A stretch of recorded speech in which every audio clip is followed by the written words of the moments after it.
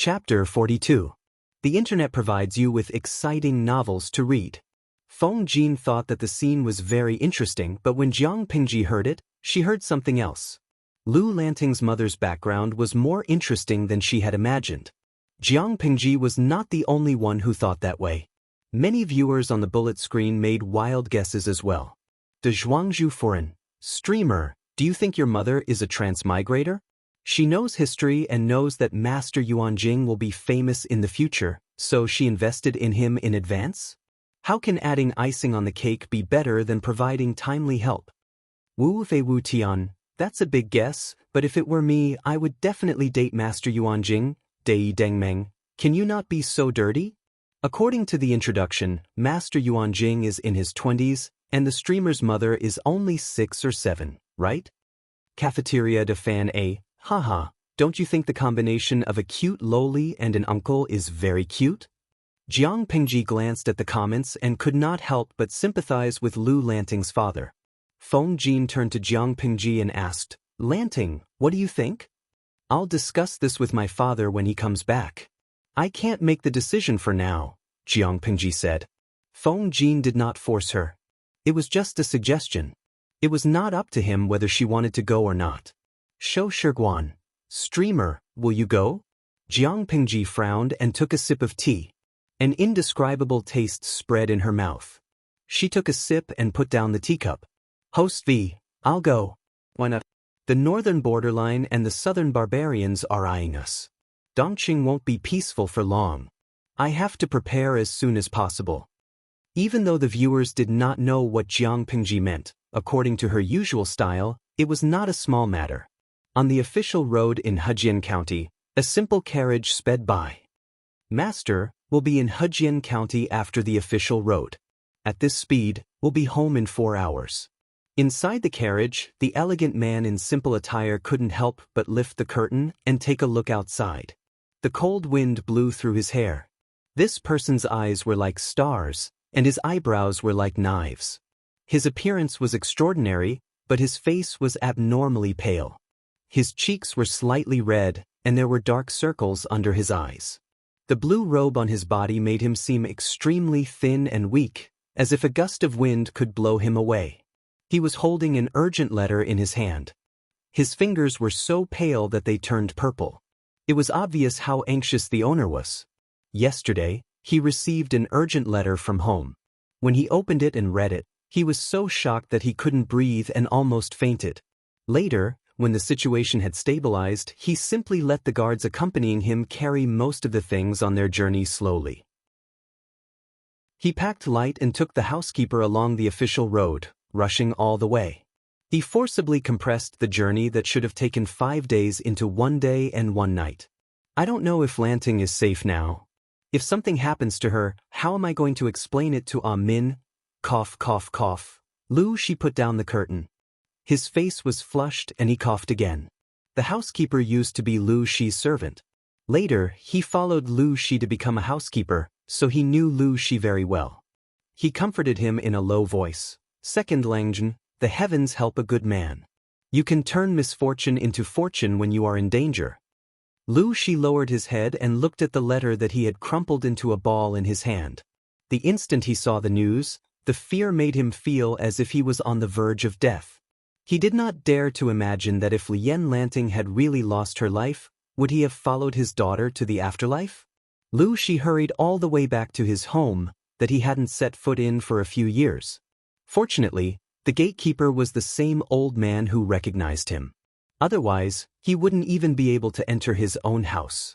He would have been kicked out because he was poor. As soon as Lu Shi returned, he went to the second lady's room. The strong smell of medicine in the room made him frown. He stopped the second lady from getting up and bowing. You're not feeling well. You don't have to get up. Just lie down and talk. Brother-in-law, aren't you coming back in a few days? The second lady didn't comply. Instead, she slowly got up and leaned on the table to find a comfortable position. She still called Lu Shi the way she used to call him. Is it because of Lanting? Lu Shi said, I rushed back as soon as I received the letter. Those bandits are really bold. How is Lanting now? The second madam shook her head. and a faint smile appeared on her sickly pale face. She comforted Lu Shi and said, "Brother-in-law, you're usually so rational and careful. Why are you so confused when you're with Lanting? Did you see any signs of a funeral on your way back? My daughter, Lanting, is fine. Her teacher is sick and asked for leave, but she can't delay her studies. She went to the family school this morning. There's still an hour before school ends." Lu Shi thought about it and realized that it was true. The Lu residence was a little desolate, but there were no white banners. He was too worried and didn't notice it. Otherwise, with Lanting's status, if she passed away, wouldn't the entire Lu residence be in tears? I was too careless. Lu Shi's furrowed brows finally relaxed. He seemed to have let go of a huge burden, and a smile finally appeared on his face. The second lady said worriedly, "But Lanting was really in danger this time. When she comes back from school, you have to teach her a lesson. A gentleman doesn't stand under a collapsing wall. Although she's smart and courageous, if she's not careful, she'll be doomed eternally. How can my sister feel at ease when she's in the afterlife?" Lu Shi hurriedly asked, and the second lady told him what Jiang Pingji had told her. The more he listened, the brighter his eyes became. "When Lanting comes back, I'll talk to her." Lu Shi's words carried an obvious smile. Even the corners of his lips, which had been pursed all year round, lifted a few degrees, making his entire face look lively. If one were to say that he was as rigid as a wax statue before, then he was now filled with life and became lively and bright. The second lady watched the changes in Lu Shi and clenched her fists under her sleeves to suppress the stinging pain in her chest. She looked at him from head to toe and smiled. "Brother-in-law, you've been traveling all the way and you're covered in dust. Are you going to see Lanting like this?" Lu Shi's most anxious thing had been put down, so he had the time to take care of himself. The second lady could not help but cover her lips with an embroidered handkerchief to tease him. "Since Lanting hasn't returned, go and freshen up. Don't embarrass yourself in front of her. Lanting has often heard of how her father was when he was young. When he went out, all the noble ladies would throw fruits at him. If he sees you like this when he comes back..." Dreams were plentiful, but reality was harsh. Lu Shi had never been able to resist his sister-in-law's sharp tongue. He could not help but smile bitterly. "You're already this sick. Why don't you take good care of yourself? How can you still have the energy to make brother-in-law happy? Take good care of yourself. I'll go back to the main residence to freshen up. I don't want Lanting to be disappointed." The second lady watched Lu Shi's back until even the corner of his clothes could not be seen. Then, she slowly loosened her clenched fists. Chapter 43. We provide you with exciting novels to read. Help me lie down. The second lady coughed with a bitter smile and slowly lay back down with the help of the maid. The maid was a little angry. "You've been managing the house and raising second Langjun for many years. Why did the master only stay for a short while after he came back? He and my sister are very close. It's not suitable for him to stay in my room for a long time. He's already being very lenient by letting me stay where I am now." The second lady smiled helplessly. She was at her wits' end back then. If it wasn't for her brother-in-law, she wouldn't have survived until today. They were sisters, but their fates were different. Even if she told herself not to be jealous and that she should be grateful, she still felt heartbroken sometimes. Moreover, she had treated Lanting as her own daughter, but this was the end result. The maid was confused. She had just bought into the manor a few years ago, so she didn't know much about the grudges of the previous generation. The inner courtyard of the west side should have received news of the master's return by now, right? The second madam's illness was rather serious. Although she had reignited her hope of survival, her weakened body still needed time to recover. The maid thought about it and said, "They should already know. Madam, do you think the master will go to Aunt Dai's room tonight?" It would be a slap in the face to sleep with the concubine on his first night back. Lu Shi didn't seem like someone who would do such an unreliable thing, but who knew if he would lose control of himself? Moreover, the second lady was seriously ill and couldn't even sleep with him. The second lady didn't think about the maid's worries. She just didn't like the maid's overstepping her authority. The second lady glared at the maid. I've let you do whatever you want. You even dare to comment on the master." Seeing the maid kneeling down in fear, the second madam couldn't swallow the anger in her heart, nor could she spit it out. She waved her hand and rubbed her eyebrows. She lay on her side and closed her eyes. "Get up. Go kneel outside and think about what you said. The master isn't as merciful as me. If he finds out that you've done something wrong, he'll be sold out of the manor." She returned to the main courtyard to wash up and change into clean clothes. He drank some medicine to dispel the cold and reduce the fever. Only then did his feet feel like they were on solid ground. He had been sitting restlessly in the main hall for a long time. He hadn't read a single word of the bamboo slip in his hand. As the sky darkened, he looked at the door more and more frequently. Where was his usual calm and composed demeanor? Only when he was young and frivolous would he be so agitated.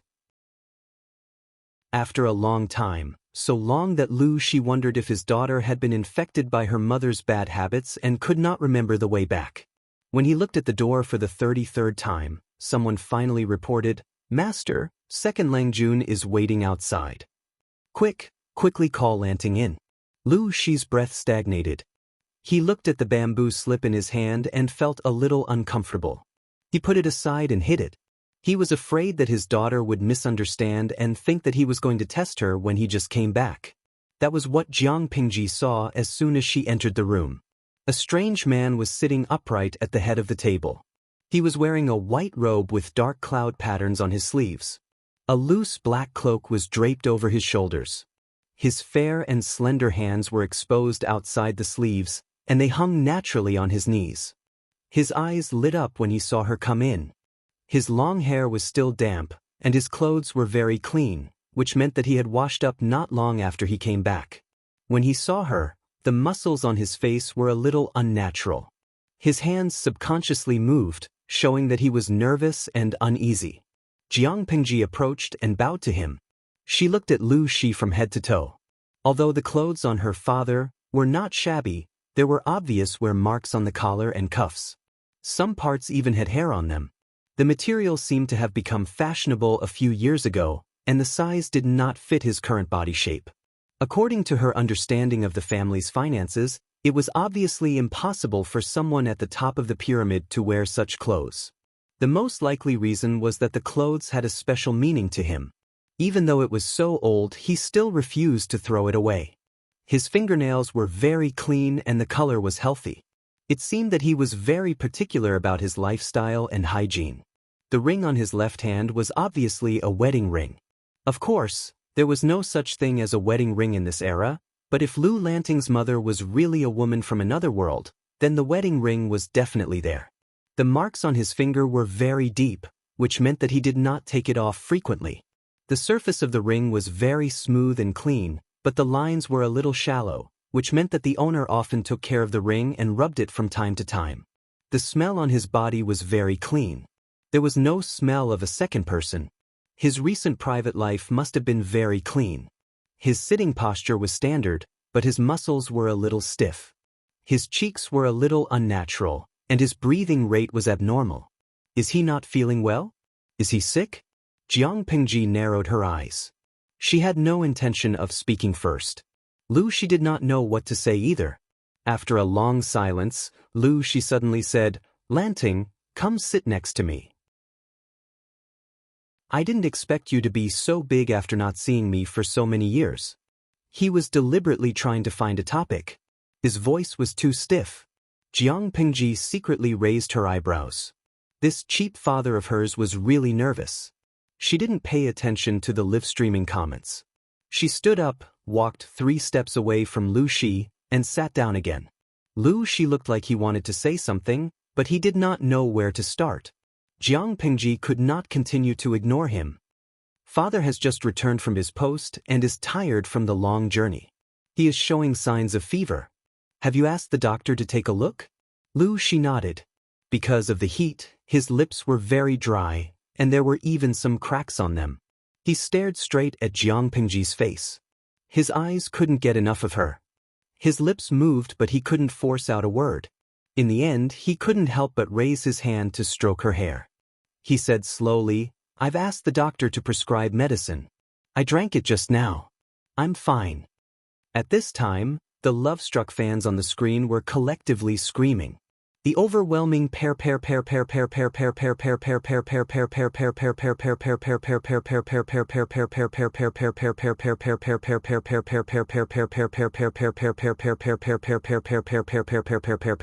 Zhuangzhu Furen. Oh, host, do you still need a stepmother? Someone who went to college and can do laundry, cook and play games? Cafeteria Daffinanti. This is a desperate world. Didn't they say that the ancient people were ugly? Why is it that the host's family is full of beautiful men and women? Even the host's father is so beautiful that I want to lick him from the top of his head to the bottom of his toes. My sick and weak father. Zizai Meinan. The host's handsome father made me come out. The touching just now made my heart beat wildly.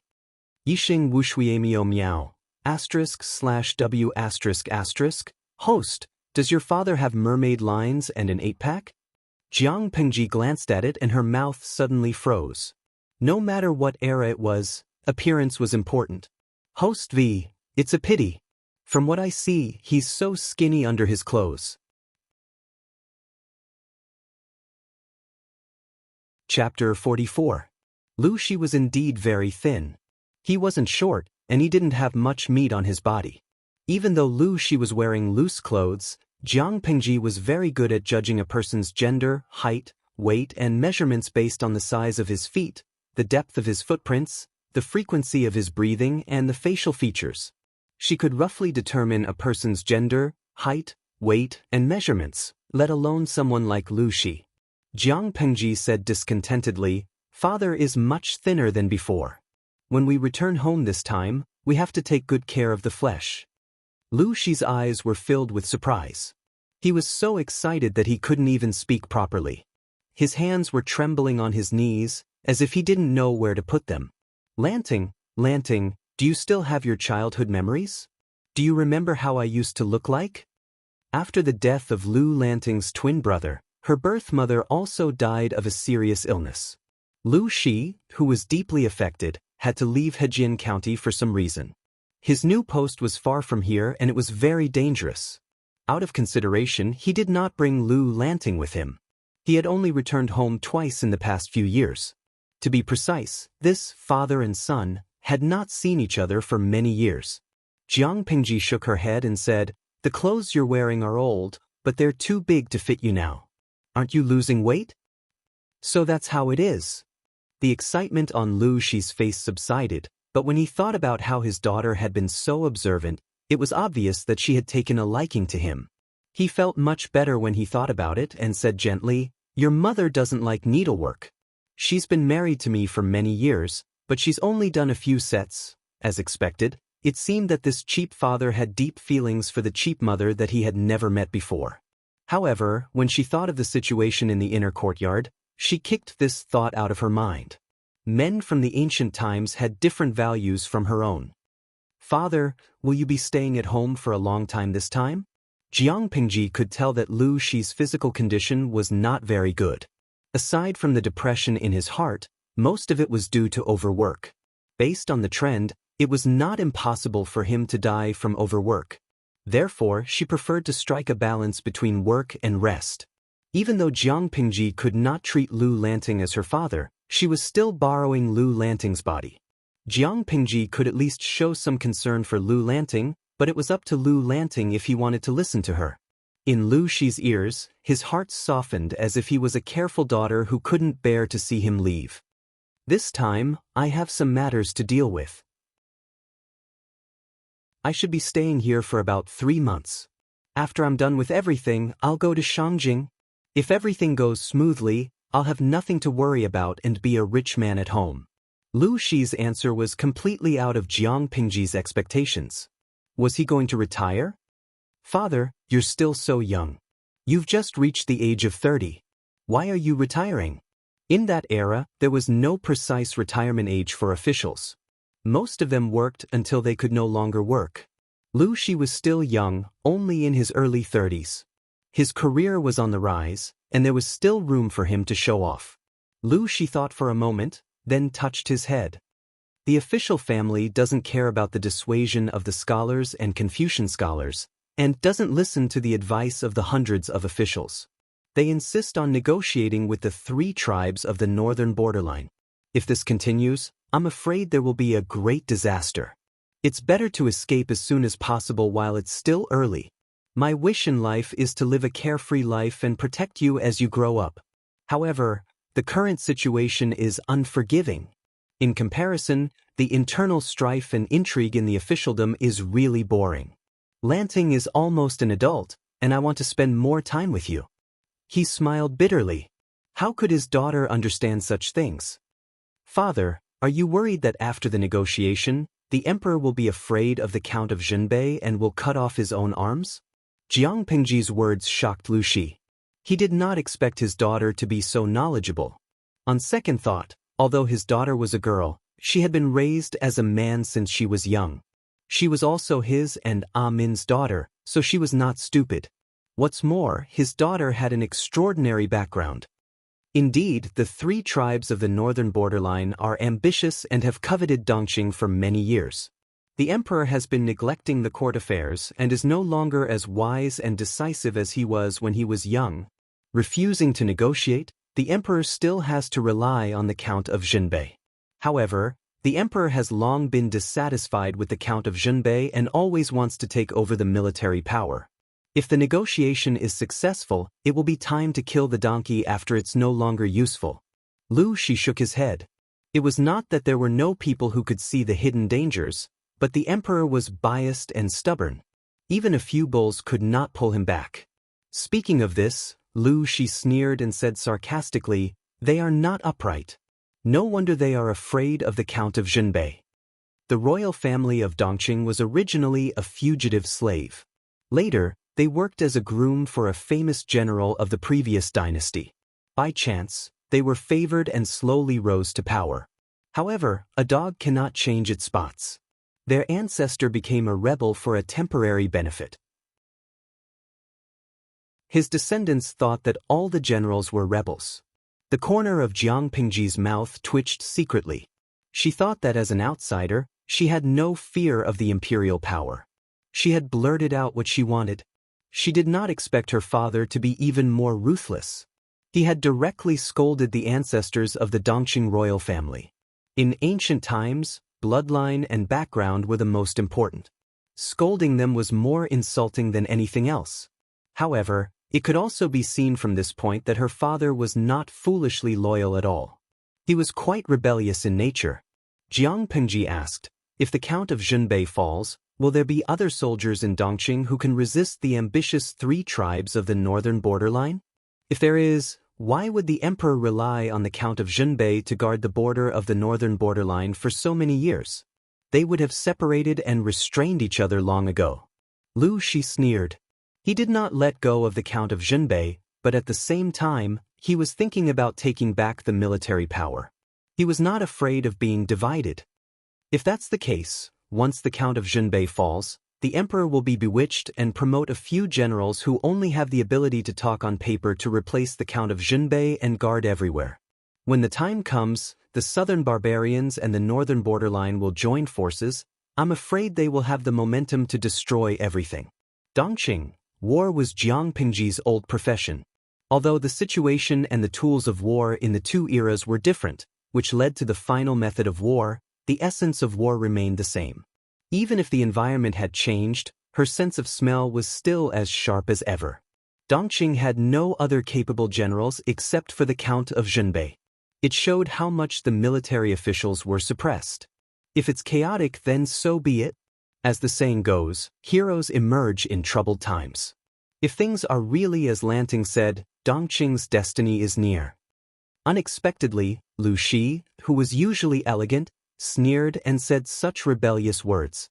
Jiang Pingji said slowly, "I think that a centipede is dead but not dead. Maybe it can be saved." It was a country in ancient times. Information, communication, and transportation were too backward. It was not as easy to destroy a country as it was in her era. In her era, if one wanted to destroy a country in the morning, it would never be delayed until the evening. Lu Shi put on a gentle and doting smile and added, A fool who doesn't know he's courting death is incurable. Jiang Pingji was speechless. Cultivation, I can suddenly read the expression on the host's face. It's definitely AB****.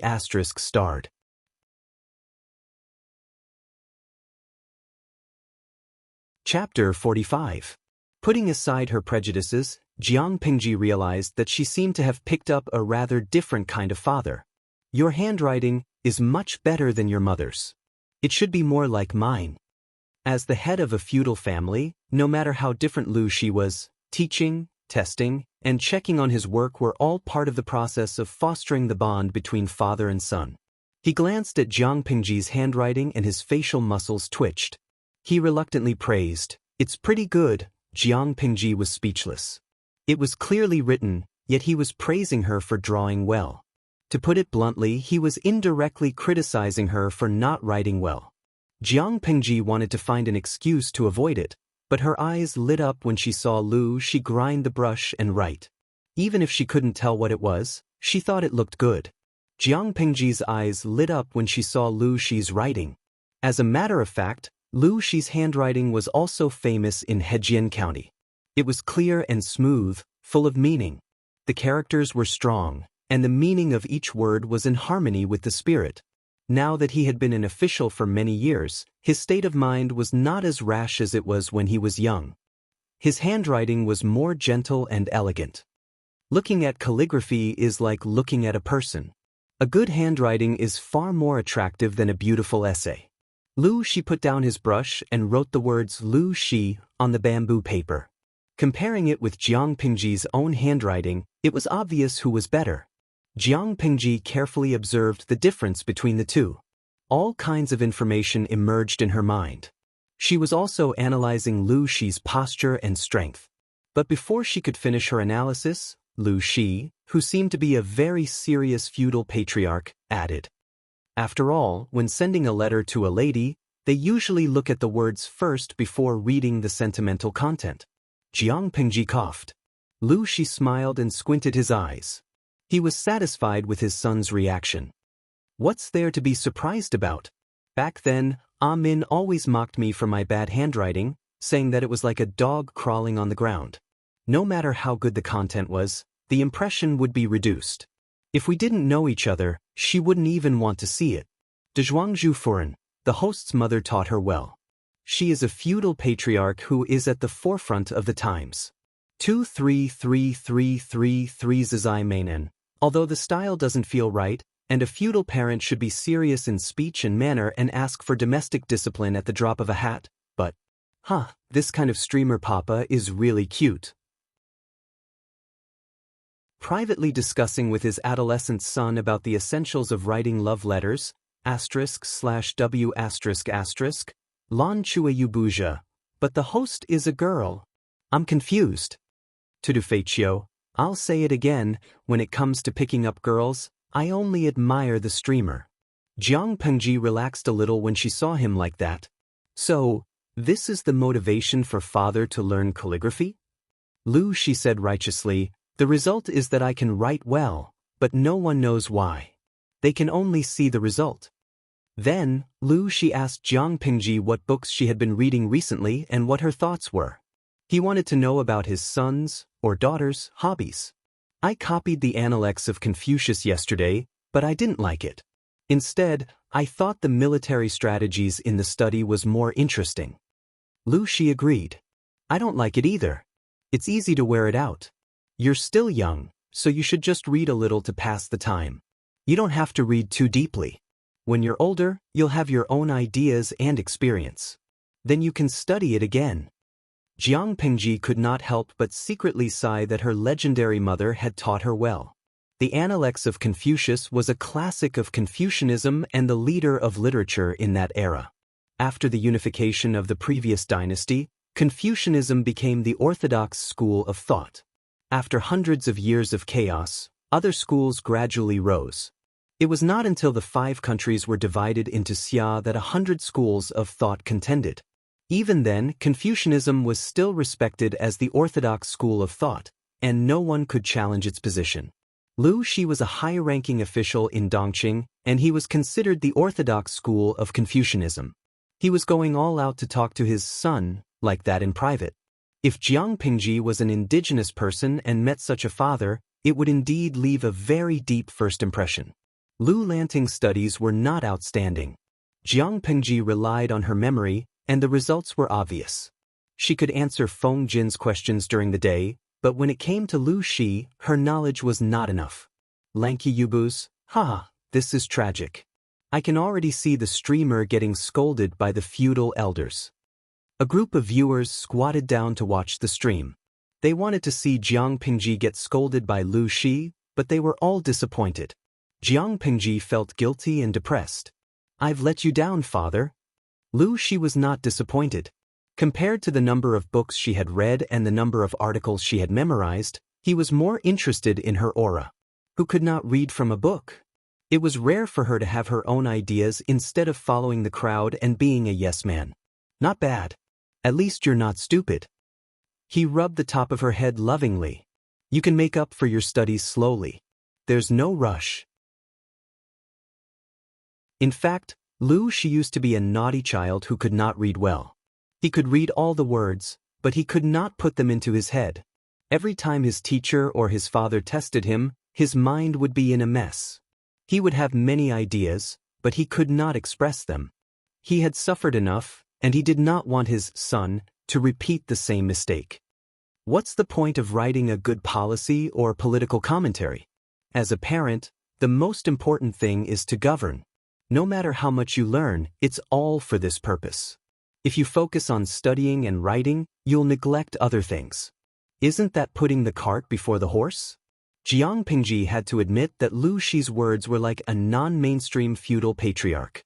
Just by looking at the bullet screen of the live broadcast, one would know that Lu Shi's speech had immediately captured many fans. After a while, Lu Shi saw that the sky had completely darkened. He could not help but feel a little regretful. It's getting late.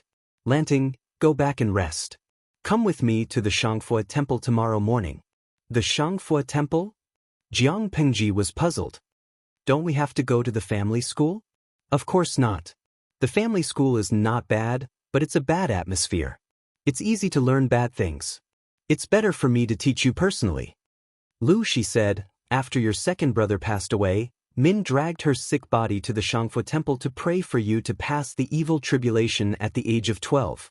Now that the tribulation has passed, it's only natural for me to fulfill your mother's wish and let Master Liaochen take a look at you. Jiang Pingji's heart skipped a beat. The evil tribulation at the age of 12. Are you referring to the bandits? Yes, I think so. Lu Shi's eyes were a little gloomy when he said that. Father, you already know? Jiang Pingji thought it would be fine if the second lady saw through it. After all, she was an acquaintance. But Lu Shi had not been home for many years. He had only met his daughter once or twice when she was a child. How could she know? Was it because of the so-called blood relationship?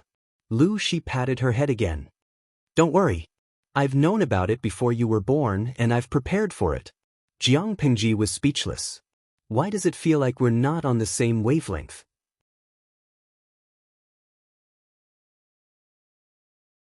Chapter 46. Xianxia Temple was located on a high mountain in Hejian County. From the foot of the mountain to the temple, there were a total of 999 steps made of green bricks. They curved all the way to the top of the mountain. Along the way, there were pilgrims in twos and threes. They carried bamboo baskets with incense, candles, and other items in them.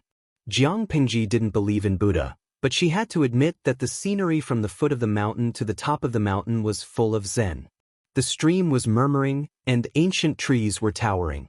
She could vaguely hear the melodious sound of bells and the peaceful chanting of Buddhist scriptures in the distance. The sky turned from dark to bright. The mountains in the distance were shrouded in the red glow of the morning sun. Accompanied by the calming sound of Buddha, they welcomed the arrival of a new day. Even Jiang Pingji, who disdained Buddha, felt a lot more open-minded at that moment. The sound of wooden clogs landing on the stone floor rang out, one step after another, each step carrying a leisurely charm.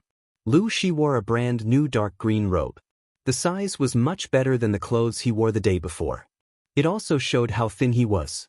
His black hair was meticulously arranged, and his face was trimmed clean. He looked refreshed, and his fingernails and toenails were meticulously trimmed. There was even a hint of sandalwood fragrance on his body. His face was solemn, which showed how much he valued this vow. Jiang Pingji held a food box in her hand. It contained incense, candles, lamp oil, gold paper, and fruits for the ceremony. Of course, she secretly weighed the box. The weight did not match the real thing. There might be real money in it. Love, go, little saint Netku. When your two elder brothers passed away due to illness, Min had worshipped her way up to the Buddhist temple step by step, begging Buddha for mercy. Although he maintained a leisurely pace and breathing rate, Lu Shi's body was not strong. He had only climbed a third of the way, and his forehead was already sweating. He had taken medicine the day before. Although his fever had subsided in the middle of the night, his body was still weak. Even his lips were pale. Didn't father say that mother's health is not good? Why did she do it? What's the use of praying to Buddha instead of seeking medical help when she's sick? Jiang Pingji didn't understand. According to her guess, her mother didn't seem like a person who believed in gods or Buddha. That's right. Getting sick is the job of the doctors. What's the use of praying to the gods and Buddha? If all the gods and Buddhas were useful, how could your two brothers have died? Min also scoffs at gods and Buddhas, but sometimes when there is no other way out, not to mention gods and Buddhas, even a swindler can be a straw to save the people. Hope is firmly grasped in our hands. Lu Shi sighed as he walked, as if he was recalling something. In the end, he couldn't save the child's life. The continuous blows had taken half his wife's life. Didn't that mean he was also taking his life? Since he couldn't persuade her, what else could he do besides accompanying her and fooling around?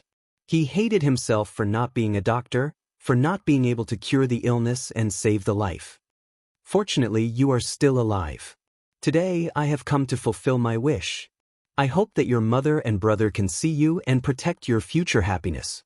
Jiang Pingji held the food box in silence. She was not Lu Lanting. Father, you know very well that I'm not. Oh, you are the daughter that Min wants. Don't let your imagination run wild. Lu Shi seemed to have a habit of patting her head. Since he had taken 2 more steps, it was not difficult for him to do so. She will only be completely at ease in the other world if you live a good life. Jiang Pingji didn't understand. She looked at Lu Shi's slightly thin back, feeling that there was another layer of meaning in his words. Lu Shi took Jiang Pingji and the old housekeeper to Xianxia Temple before the sun rose. The long climb up the mountain made their legs ache. Finally, they reached the top of the mountain when the sun was high up in the sky. They saw the temple hidden in the lush forest. The temple was surrounded by lush green books. Layers of fresh flowers and plants clustered around the fading walls of the courtyard. The greenish-gray roof of the temple showed a youthful charm under the sunlight. The ancient trees were bathed in the morning light. They could hear the deep ringing of bells and the chirping of birds. The area of Xianxia Temple was not large, but the age of its construction made it look like an old man standing on the top of the mountain, watching the changes of the world day after day. Xianxia Temple was built before the 16 Kingdoms War.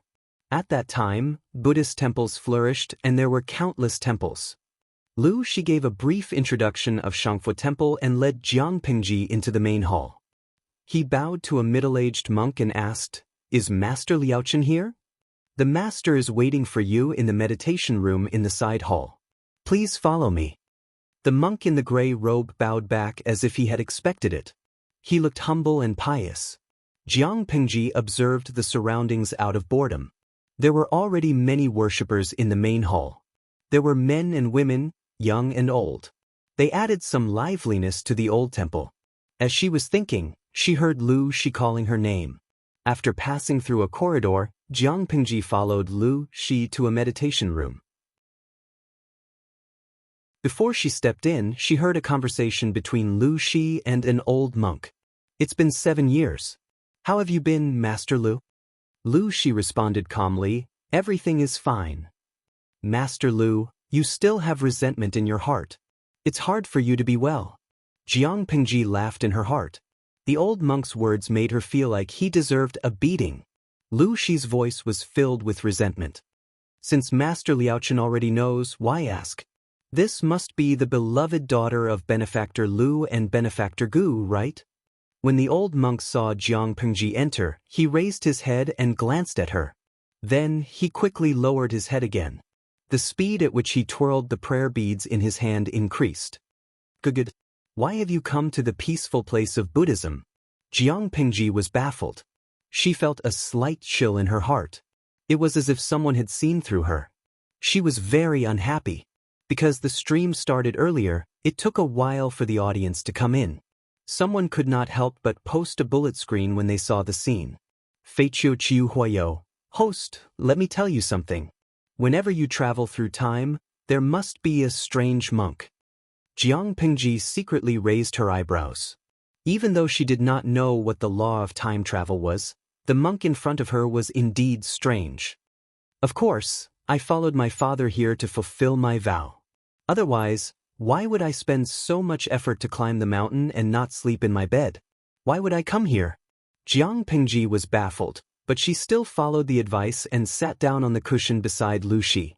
Her words were considered disrespectful, but the old monk in front of her did not show any anger. Instead, he smiled kindly. Ziwei destroys the army. The emperor's aura is faintly discernible. Too much is as bad as not enough. The old monk said calmly, when you stepped into this humble temple, your blood pressure caused the Buddha's aura to fluctuate. If it were not for the stone steps in the temple, I'm afraid.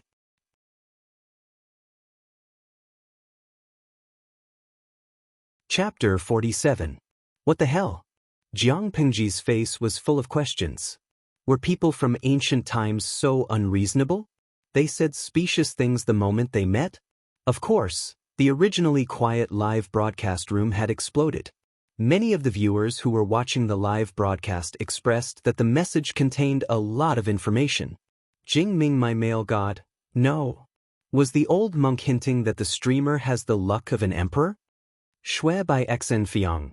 The way I opened the streaming room today is not right. Isn't this a streaming room for palace intrigue?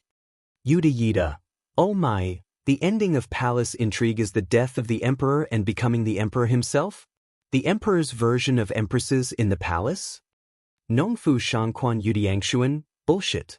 If the streamer goes to palace intrigue, is that still palace intrigue? It's a palace intrigue version of gluttonous snakes. Jiang Pengji's eyes twitched. What the hell was the emperor's version of empresses in the palace? She knew about gluttonous snakes, but what did palace intrigue mean? At that moment, a little angel who was watching the streaming live demonstrated what palace intrigue version of gluttonous snakes was. Ku Lele Yao. Congratulations to the streamer for eating Beauty XX, level up +1. Congratulations to the streamer for eating Beauty XX, level up +2. Congratulations to the streamer for eating Concubines XX, level up +3. Congratulations to the streamer for eating Concubines XX, Royal Concubines XX, Empresses XX, level up plus. Jiang Pengji. Lu Shi did not know that Jiang Pengji was distracted. His handsome face was full of anger. Master Liaochen, did you say? The old monk Liaochen made a Buddhist greeting and chanted, that was then and this is now. The young lady is not an ordinary person, saying it will be beneficial for her to prevent her from going astray in the future. Love go, Smaltz. Netcamaster Lu cares about your beloved daughter and can't bear for her life to be full of misfortune. Just let nature take its course. Jiang Pengji stopped making question marks. She did not care about etiquette and interrupted the guessing game between the two. I wonder if Father and Master Liaochen can answer my question. What is the Emperor's aura? What does it mean? Lu Shi nodded expressionlessly. The monk Liaochen smiled kindly and exposed Jiang Pengji's facade. Young benefactor has a lofty character, an explosive temperament, and a lofty aspiration. How could you be willing to submit to others? Under Lu Shi's stare, the old monk leisurely twirled his Buddhist beads and said unhurriedly, Young almsgiver, do you agree? Jiang Pengji was speechless. How was he an otherworldly monk? Which of the other monks didn't persuade people to lay down their butcher's knife and become a Buddha? He seemed to be encouraging her to raise her butcher knife boldly. If Lu Shi was the leader of a feudalistic family, then this monk was the non-mainstream of Buddhism. People from ancient times were really hard to communicate with. Jiang Pengji was about to answer, but the old monk suddenly said to Lu Shi, "I have something to say to you. I'm afraid it's not suitable for you to hear. The reincarnation tablets of your wife and 2 young masters are enshrined in the side hall." Lu Shi hesitated for a while, but in the end he got up with a cold face. Before he left, he patted Jiang Pingji's head as if to comfort her. After making sure that Lu Shi was far away and that there was no one else around, Jiang Pingji finally frowned impatiently. The smile on the old monk's face became much gentler. "About 29 years ago, I met your mother. She was only this young." Jiang Pingji was even more curious about her mother. She could not help but ask, "You met her?" She wanted to erect a reincarnation tablet for a little girl. The girl's name was Gu Min. Jiang Pingji almost crushed the cup of tea that the old monk had brewed for her because Lu Lanting's mother's name was Gu Min. "Master, are you seeing things? Did you remember the wrong name? Who would erect a reincarnation tablet for themselves at such a young age?" Jiang Pingji said calmly while secretly observing the old monk's expression. She did not want to miss out on any trace of abnormality. That benefactor was not an ordinary person. Her soul showed signs of leaving her body, and her body was filled with yin energy. The old monk seemed to be talking about daily life, as if he was reminiscing about the past. Moreover, that girl died in early June. She looked like she was dead, but she was still alive at that time. Jiang Pingji felt that the meditation room was indescribably gloomy. The old monk had seen through her. The old monk rambled on. "She heard about my humble reputation, so she knelt down and kowtowed to me, hoping to find a chance of survival. I should not have saved her. After all, seizing a body is a sinister act. However, she was destined to be blessed, and she sincerely begged me." Jiang Pingji narrowed her eyes and said with certainty, "They say that monks do not lie. Why did you lie to me?" The old monk's expression froze.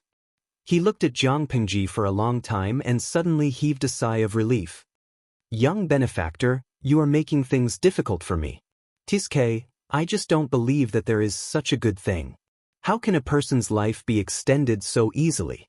If that was the case, those emperors who were afraid of death would have ascended a long time ago. I believe that you took advantage of the situation to do her a favor." Jiang Pingji grinned, revealing a row of white teeth.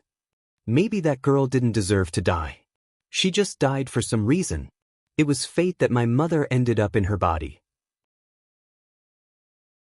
Why don't you just push the boat with the current and do her a favor by expelling the yin energy from her body?" She thought that the old monk would fly into a rage, but he shamelessly nodded and admitted to it. "Young benefactor, you are indeed smart. Everything has its cause and effect. Fate has its own destiny. The girl should have died, and your mother should have appeared. Just like you, young benefactor, she should have become Lu Lanting." After the old monk finished speaking, he twirled his Buddhist beads and kept on muttering. At that moment, the system, which had been silent for a long time, secretly said, "I feel like this old monk is spouting a bunch of nonsense." Jiang Pingji said meaningfully, "Maybe it's not nonsense. He just wants to pass on some important information to me." System, what information? I don't know. The brains of people in ancient times are too complicated. They are not on the same channel. I don't understand, Jiang Pingji complained. The system said. "Then what are you trying to say?" Jiang Pingji rubbed the space between her eyebrows and asked a straightforward question. "I don't want to know about the past. I just want to know how you and my cheap mother worked together to deceive my cheap father and my cheap stepmother. They knew that their bodies were the same, but their souls were different. Based on their current thinking, wouldn't they treat me like a demon, cut me into pieces, and burn me? Did they think she was stupid? Did the second lady and her father think that she did not know about this secret?" Jiang Pingji said bluntly, "I inherited a dead body. When I woke up, Lu Lanting was already gone." Both the second lady and her father knew that Jiang Pingji was not Lu Lanting, but they still treated her as their daughter. This development infuriated her. At first, she thought that the two were lying to themselves, but when she saw the old monk, she suddenly understood. This was the root of the problem. This is not a lie. Young benefactor, you are indeed Lu-lanting. You should be Lu-lanting. A monk does not lie. Jiang Pengji bluntly exposed him. You lied to me just now. Master Liaochen was speechless.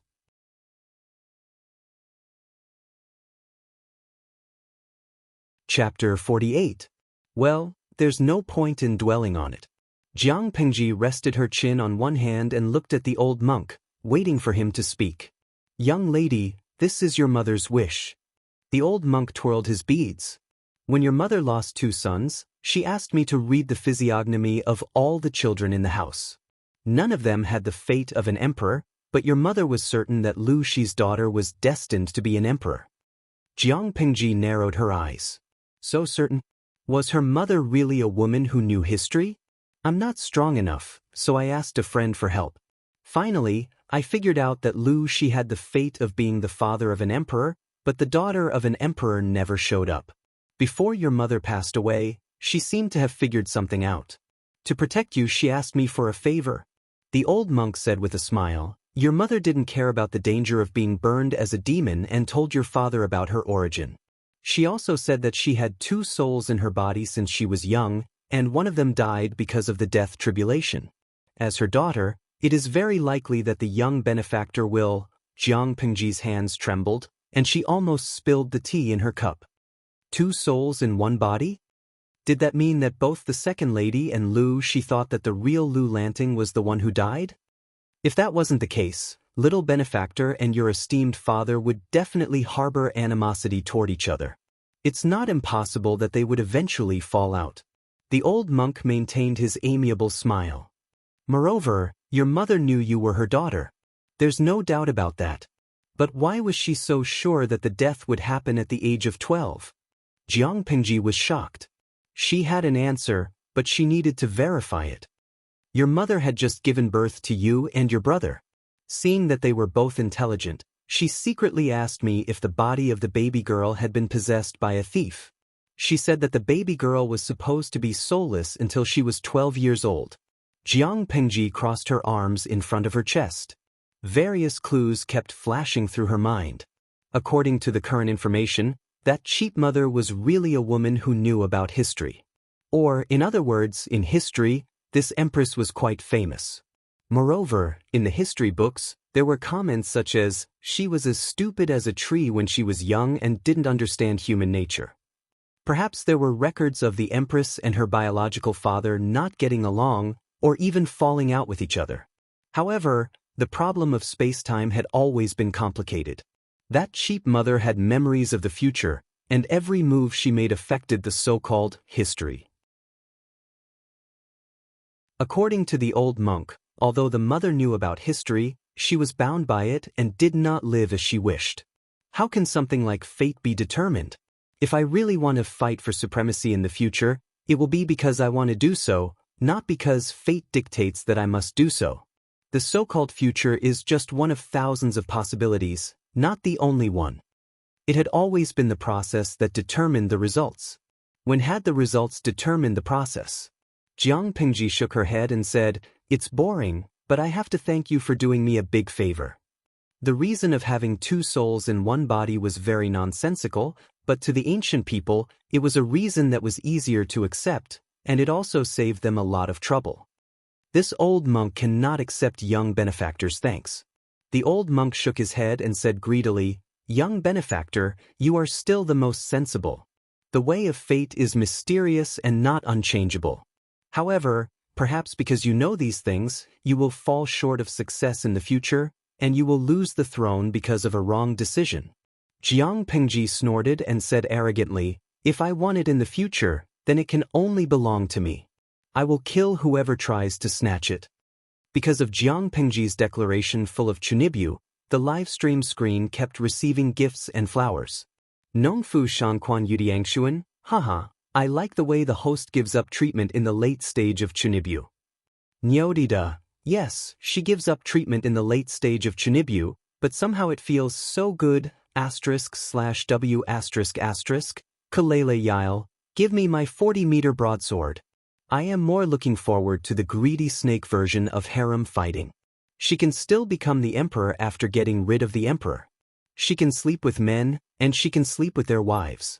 Since ancient times, it was good to have a wife. Even though the bullet screen was dirty, there were still old drivers who wanted to squeeze in with their cars. Oh Huang Saigao, what's so good about sleeping with the emperor? It's better to have a dog than harem fighting. It's disgusting to use a cucumber for public use. Sleeping Sangueshan. It's not challenging to be the empress in harem fighting. Which concubine can withstand a slap from the host? It's better to take the route of conquering the world and sleep with all the civil and military officials. Then there will be rumors of love affairs in the future. */w***, Yanling Shi, sleep with all the civil and military officials plus 1 Shangdeji. Sleep with all the civil and military officials plus 2. Jiang Pingji's expression changed slightly when she saw the duplicates of the civil and military officials. Then she teased the audience in a good mood. Host V. Even if I have to sleep with someone, I should sleep with all the wives of the civil and military officials. The host likes girls the most. Sleeping Sangueshan. This kind of master will be doomed sooner or later. Yanling Shi. This kind of master will be doomed sooner or later. Jiang Pingji almost burst into laughter. It was just a joke. She liked girls, but her sexual orientation was normal. Jiang Pingji left the meditation room in a good mood and went to the hall of the side hall. She found Lu Shi kneeling on the cattail hassock, praying devoutly. She looked at the reincarnation tablet. Other than Gu Min and the 2 sons who died young, there was a newer but empty tablet next to it. Jiang Pingji's heart skipped a beat. She already knew who the tablet was for and why it couldn't be written with a name. Was it to avoid offending the living? Although she didn't believe in gods or Buddha, it was one thing to believe in them and another to express one's attitude. She also lit some incense and went forward to offer a few sticks. Jiang Pingji tried to ask, "Should I change my name?" The reincarnation tablet was empty, and Lu Shi felt sad when he saw it. "It's okay. Make a new one." Lu Shi sighed and inserted the incense in his hand into the altar. He looked at it with a complicated and nostalgic look. "I thought I could have a bunch of children with Gu Min, so I prepared more than a dozen names a few years ago. There were boys and girls. Unfortunately, there were only 2 names that could be used in the end. The twin siblings actually used the same name. Actually, I've always been confused. Why did my father let me take the identity of my brother?" She could understand if it was a cliché TV series where the official mother was raised as a man to protect her position. But looking at the situation in the Lus, it was not necessary at all. It seemed that all the masters of the Lus knew that she was a woman. "Lu," she said in a strange tone, "how can a daughter live as freely as a son? Your mother had to learn the rules and etiquette when she was young. When did she not suffer?" She was right. You can live freely and happily for your brother. That's more important than anything else. If Lu Shi was not the second son who survived, how could he have lived to this age? Lu Shi sighed in his heart. A hint of gloominess flashed through his heart. As for the children, when she grew up, she would have a way to hide it from everyone. She didn't need to worry about the future of the family. Even if she lived a carefree life, the family property that she and Gu Min had saved in the first half of their lives was enough for her to spend. He was indeed a husband who had been taught by his mother for decades. His thinking was avant-garde and he was very receptive.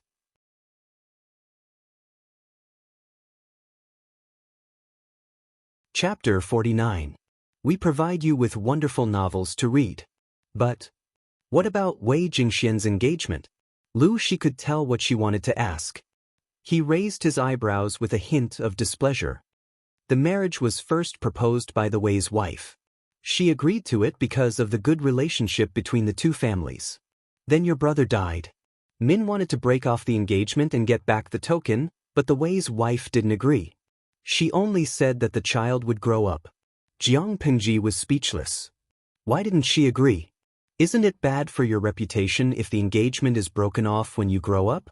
Lu, she said, isn't it bad to have a bad reputation when you're young? Jiang Pingji was speechless. She really couldn't understand the ancient people's thinking. It was completely different. I don't think so.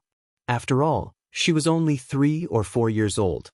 How could she have a bad reputation at such a young age? Jiang Pingji was deeply moved by the anti-humanity of this era. The reputation of having a bad reputation was really bad for girls in ancient times.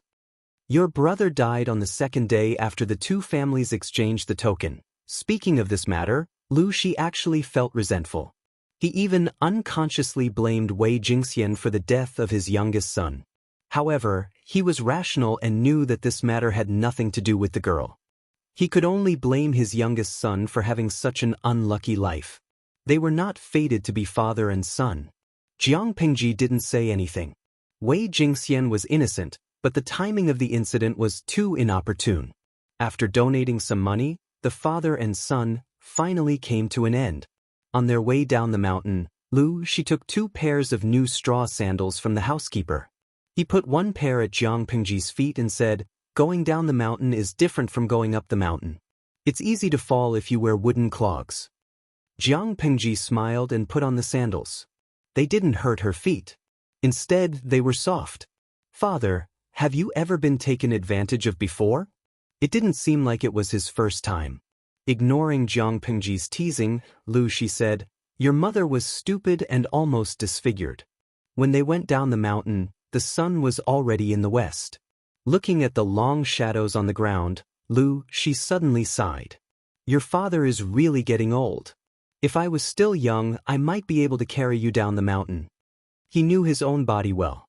When She was young, Gu Min had urged him to do all kinds of exercises.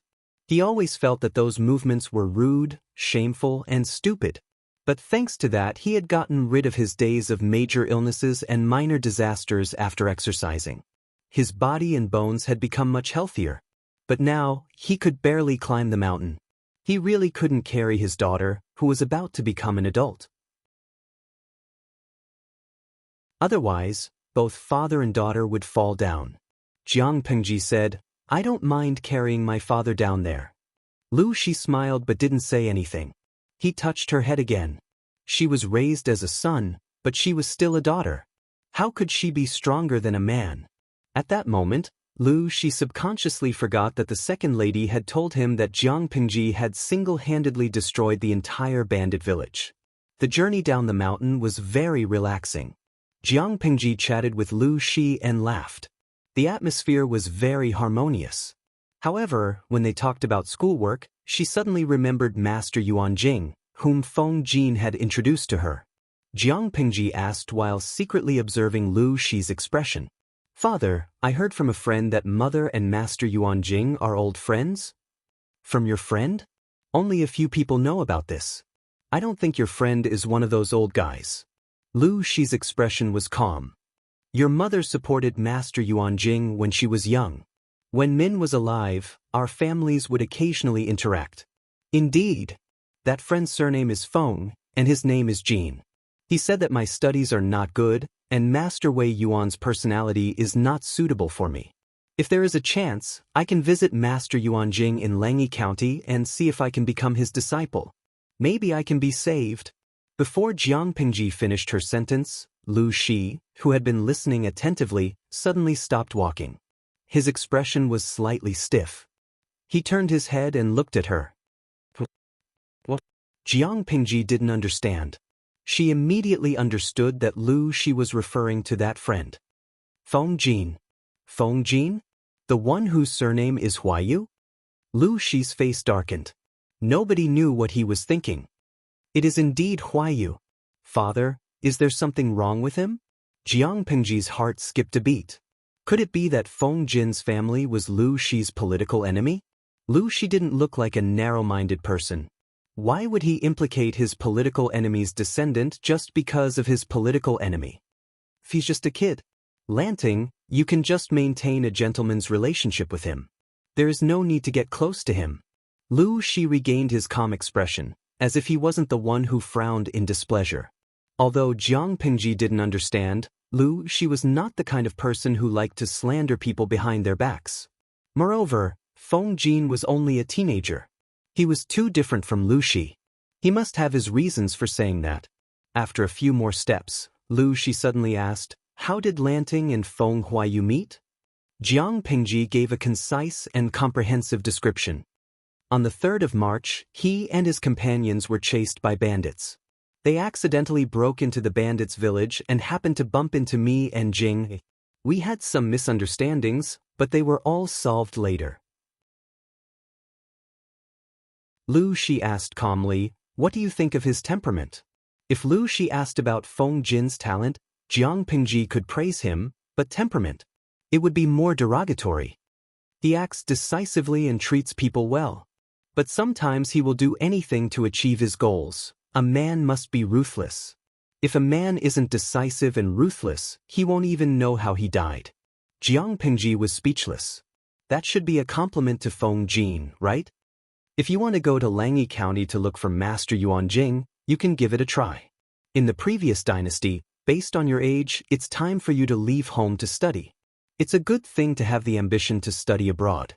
But you don't have to reveal your identity. That person has a strange temper and doesn't take favors. According to my son's talent, he's no worse than his last disciple. Lu Shi changed the topic and didn't want to continue talking about Feng Jin. It was said that a woman's mind was hard to understand, but in her opinion, a man's mind was also like looking for a needle in a haystack. The carriage of the Lus was parked at the foot of the mountain. It was easier to go down than up. Soon, they could see the familiar carriage. Lu Shi was deep in thought when he got in the carriage. "Lanting, has Master Liaochen told you everything?" Jiang Pingji answered, "Yes, I've told him everything." Lu Shi asked, "Then, what do you think about that matter?" "It's still too early. If one day I really walk that path, I will naturally be the final winner. Rather than groveling at the feet of a brainless person, why not sit on the throne yourself?" Jiang Pingji was not someone who liked to stir up trouble, but she was definitely not someone who was afraid of trouble. Lu Shi closed his eyes. "Well, don't say these words to anyone else when you leave this carriage. Keep it to yourself."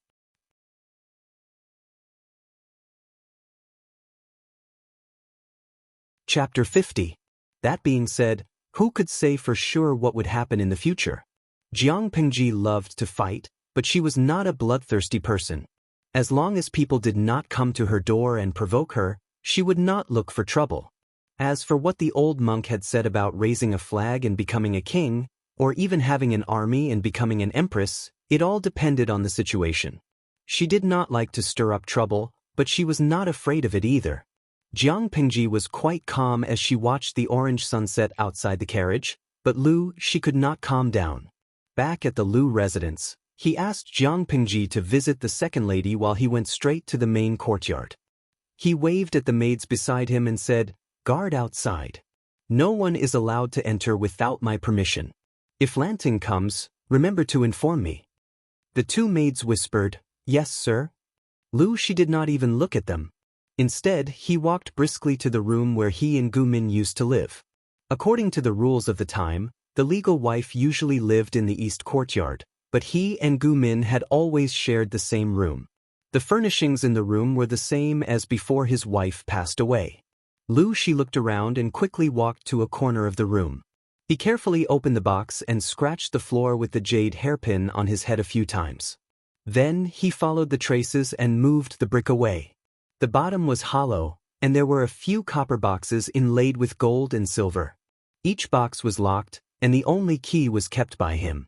Opening one of the copper boxes, he cautiously and carefully took out a neatly folded silk cloth that was filled with words. "Love, go, little, say." Net Lu Shi's expression was inexplicably gloomy after he read the contents of the silk cloth. He was stunned for a long time. He waited for Jiang Pingji to come and pay her respects before he reluctantly folded the silk cloth back to its original shape. He put it away and moved the box back. Lu Shi carefully smoothed out the creases in his clothes and adjusted his expression. After he was ready, he walked out of the room and went to the reception hall in the main courtyard. Lu Shi had previously told Jiang Pingji that she did not need to go to the family school anymore. Wei Gongqiao was sick, so he was temporarily the teacher. He took the bamboo slips and the book from Jiang Pingji and flipped through them. "Are these what you've been reading recently?" A volume of military strategies and half a volume of the Analects of Confucius. He had originally used the study, so Lu Shi was very familiar with the books in the study. Many of the bamboo slips had his annotations. As soon as he opened the bamboo slip, he saw many new comments. His daughter's favorable impression of military strategies was much higher than that of the Analects of Confucius.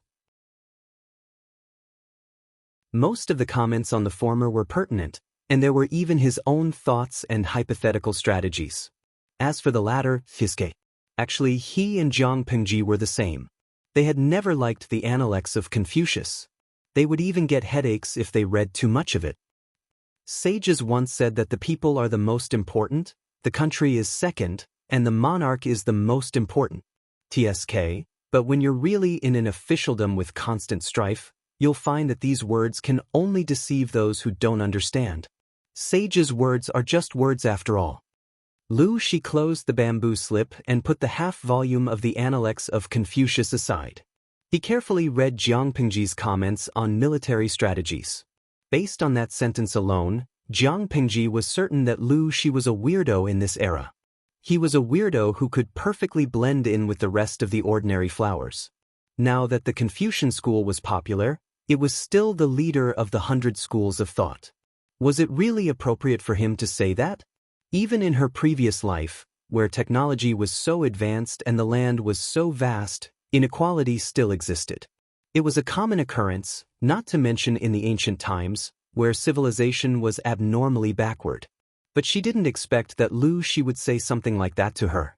According to the thinking of the people in the ancient times, didn't they think that it was a normal phenomenon? Jiang Pingji couldn't reveal too much.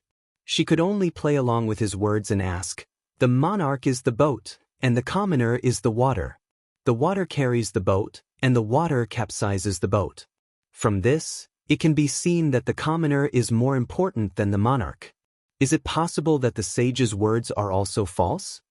Lu Shi shook his head and corrected her. "No, I can't say that it's false. I can only say that it's too perfect." He knew that his daughter was extraordinary, but she was still a child who had not seen much of the world. Amin often said that at the age of 12, she was still a little girl who was still wet behind the ears. Some things needed to be guided correctly, not left unchecked, and let her learn by herself. 12 years old was the best age to mold people. After this period, their thinking would be fixed, and it would be difficult to change. His daughter didn't like the Analects of Confucius, which could be seen from the few comments on it. But he couldn't deny it just because he liked it. Half of the Analects of Confucius to rule the world was not a joke. He had to learn it, but he had to learn it selectively. As a monarch, learning the Analects of Confucius could help him hone his temperament. He would know how to control his subordinates, win people's hearts, and understand the public opinion. In short, there were many benefits. Lu Shi had been an official in a remote place for many years, but after so many years, his governance was very effective. The prosperity of the county was no less than that of Hejin County. From poverty to wealth and prosperity, the county under his rule had undergone earth-shattering changes. He could see clearly what the children of those rich families were like, and he was afraid that Jiang Pingji would go astray because of curiosity or arrogance. The sage's words are meant to restrain a gentleman, not a villain. You don't have to read too much about those vague words. Jiang Pingji believed that if Lu Shi's words were thrown out, he would be condemned by the old-fashioned Confucian scholars. It was simply disgraceful. Lu Shi smiled and said, "Even so, it also reveals a truth. Those who win people's hearts will win the world." The current Dongqing was not like that. The former emperor was absurd. He killed his father to ascend the throne. After he ascended the throne, he only knew how to enjoy himself. He did not cultivate his internal strength, appointed people through nepotism, and trusted villains. Not only that, he even raped his uncle and sister-in-law and forced his uncle to die. When it came to the current emperor, it was even more exciting. He killed his brother, stole his sister-in-law, forcefully snatched his minister's wife, slacked off in government affairs, and only knew how to eat, drink, and have fun all day long. He was arrogant, tyrannical, muddle-headed, and blind. He favored the villains, indulged his cronies, and persecuted good ministers and generals. The court was a mess. Officials protected each other. Corruption rotted the foundation of Dongqing. There were too many unjust, false, and wrong cases. With such an emperor, Dongqing would be finished sooner or later. As for the 3 tribes of the northern borderline and the Count of Zhenbei, they were just the straw that broke the camel's back. If there was no peace negotiation, Dongqing could still hold on for a few more years. When the princes grew up, there might be a virtuous emperor who could rise to the throne. Perhaps he could still turn the tide and save Dongqing, which was on the verge of collapse. If there was peace negotiation, it would be hard to say if they invited a wolf into the house. The world was faintly in chaos, so he believed Monk Liaochun's words. Jiang Pingji looked at Lu Shi, who was smiling. He was very serious and did not seem to be joking at all. I will remember father's words. Jiang Pingji secretly rolled her eyes. Lu Shi was egging her on and warning her at the same time. The ancient era was very different from the era she lived in. It was not only in terms of technology, but also in terms of culture and society. Lu Shi's words were still useful to her. As for other things, she still needed time and space to understand them in detail.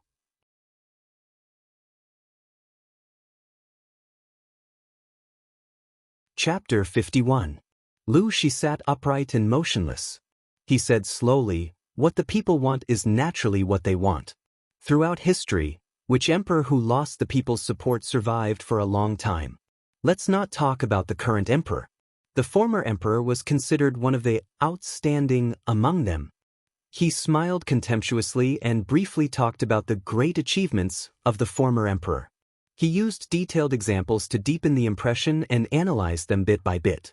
It was not boring and difficult, but it did not make people feel that he was talking empty words.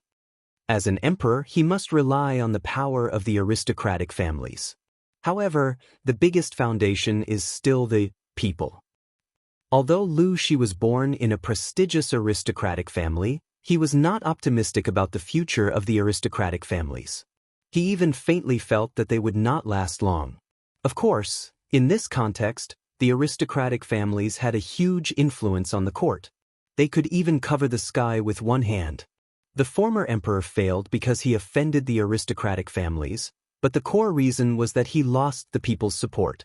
If not, how could Prince Gongshun of Hejian County break through Shangyang City without any obstacles and put a sharp blade on the former emperor's neck? Prince Gongshun of Hejian County, Wu Meijin, was the emperor sitting on the dragon throne. He was the brother of the former emperor.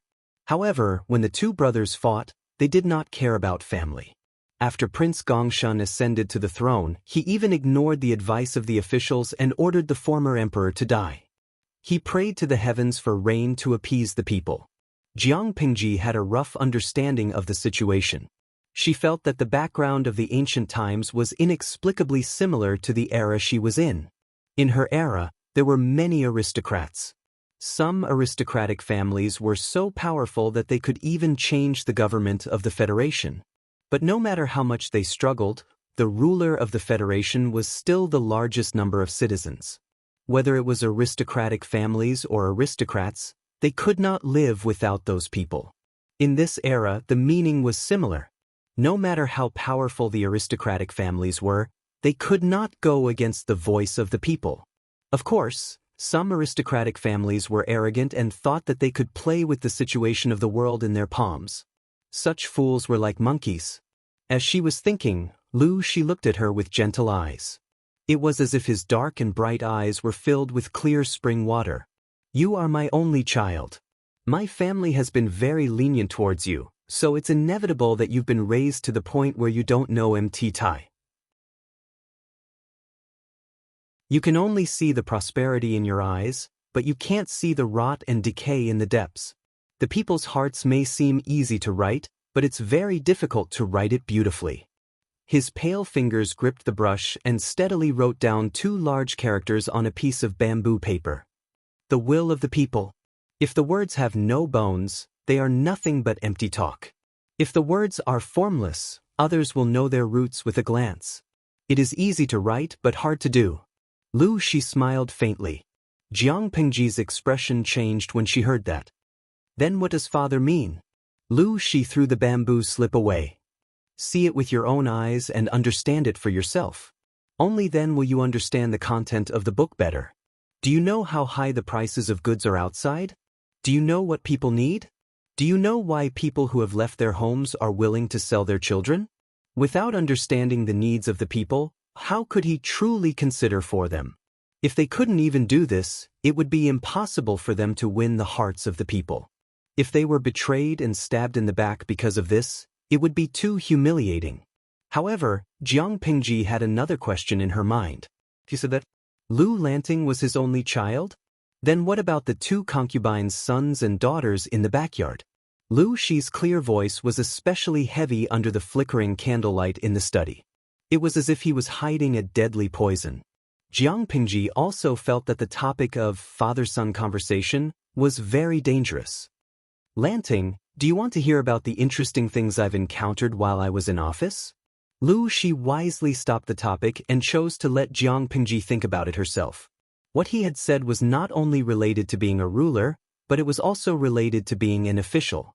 How could an official who did not understand the needs of the people truly consider for them? He did not care which direction his daughter was going in. The only difference was the size of her ambition. Oh, there was a bedtime story to listen to. Jiang Pingji perked up. Of course I want to. Lu Shi used his calm and cool voice to talk about his experiences as an official in those places. The content was very broad, from the smallest of trifles to the sinister fights in the backyard, to the various situations in the marketplace, and to the infighting in the officialdom. It sounded frequent, but it was actually quite thrilling. No matter how poor a place was, there was no shortage of local tyrants. As a county chief from another place, he had to have some tricks up his sleeve if he wanted to govern a county. During the most difficult times, he was almost turned into a figurehead by the local gentry.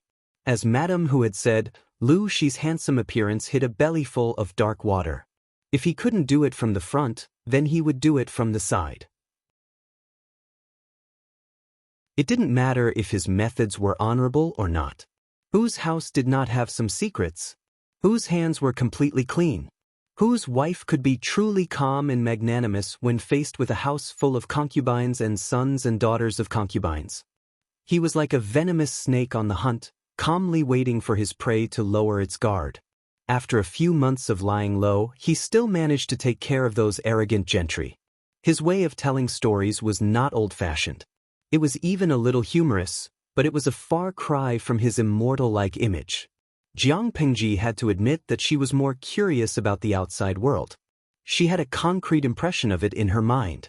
She didn't have to categorize everything in this era as the products of the backward and ignorant ancient times.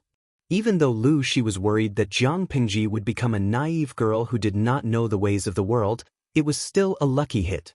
She said solemnly, "I understand what you mean, father." That's good.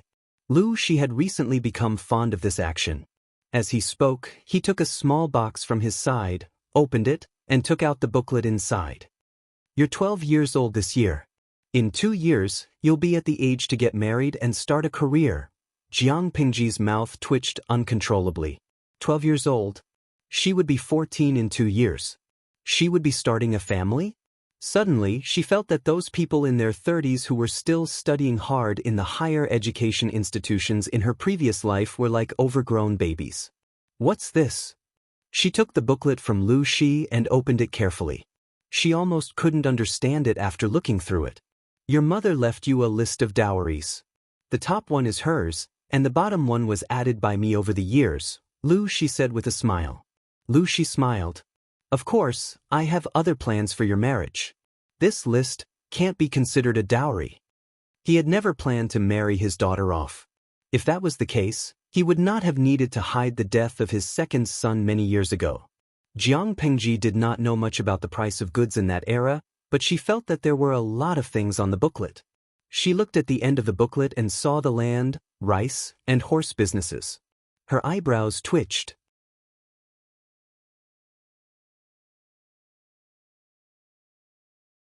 Chapter 52. If they raised a flag and rebelled, they would definitely win at the starting line with the resources. In fact, that was indeed the case. If all the things in the book were converted into money, it would be several times richer than the national treasury of Dongqing. She really didn't know how Lu Shi had managed to amass such a large net worth without alerting anyone. Jiang Pingji suppressed her inner thoughts. Although she had only glanced at it a few times, she had memorized every single word on it. It was a pity that she could not understand the prices at that time, so she was not clear about the specific value of the contents. Marriage? Jinga? The Weiss have other plans. Her temperament is not suitable for you, so they will probably call off the marriage soon. Then, to protect her reputation, my son may have to suffer. Lu Shi sneered. He knew the Weiss plans like the back of his hand. The Weiss had insisted on keeping the marriage even though their second son was dead. They did not want Jingxian to be known as a jinx to her husband. But the two families could not let their daughters marry each other, could they? Even though it was part of Lu Shi's plan, he was still unhappy.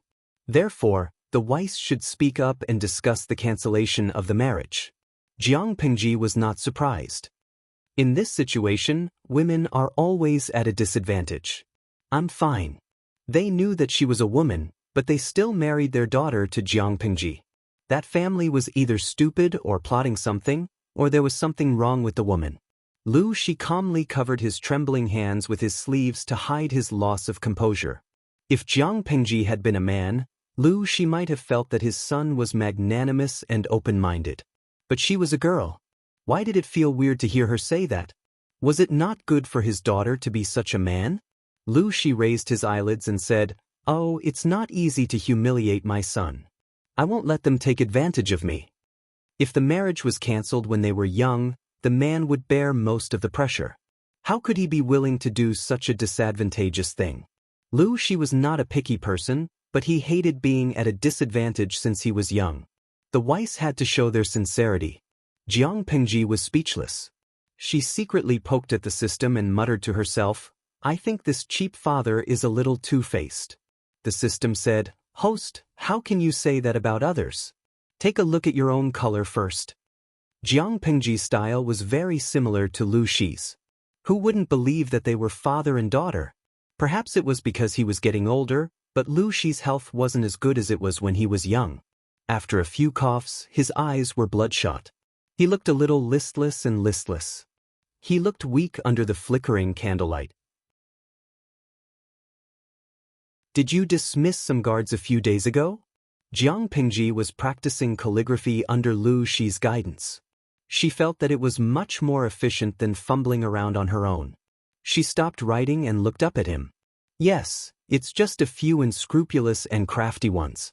I threw them to the old butler and sold them." Lu Shi's question was not meant to reprimand her. "Although our mansion is small, we can't be short of guards.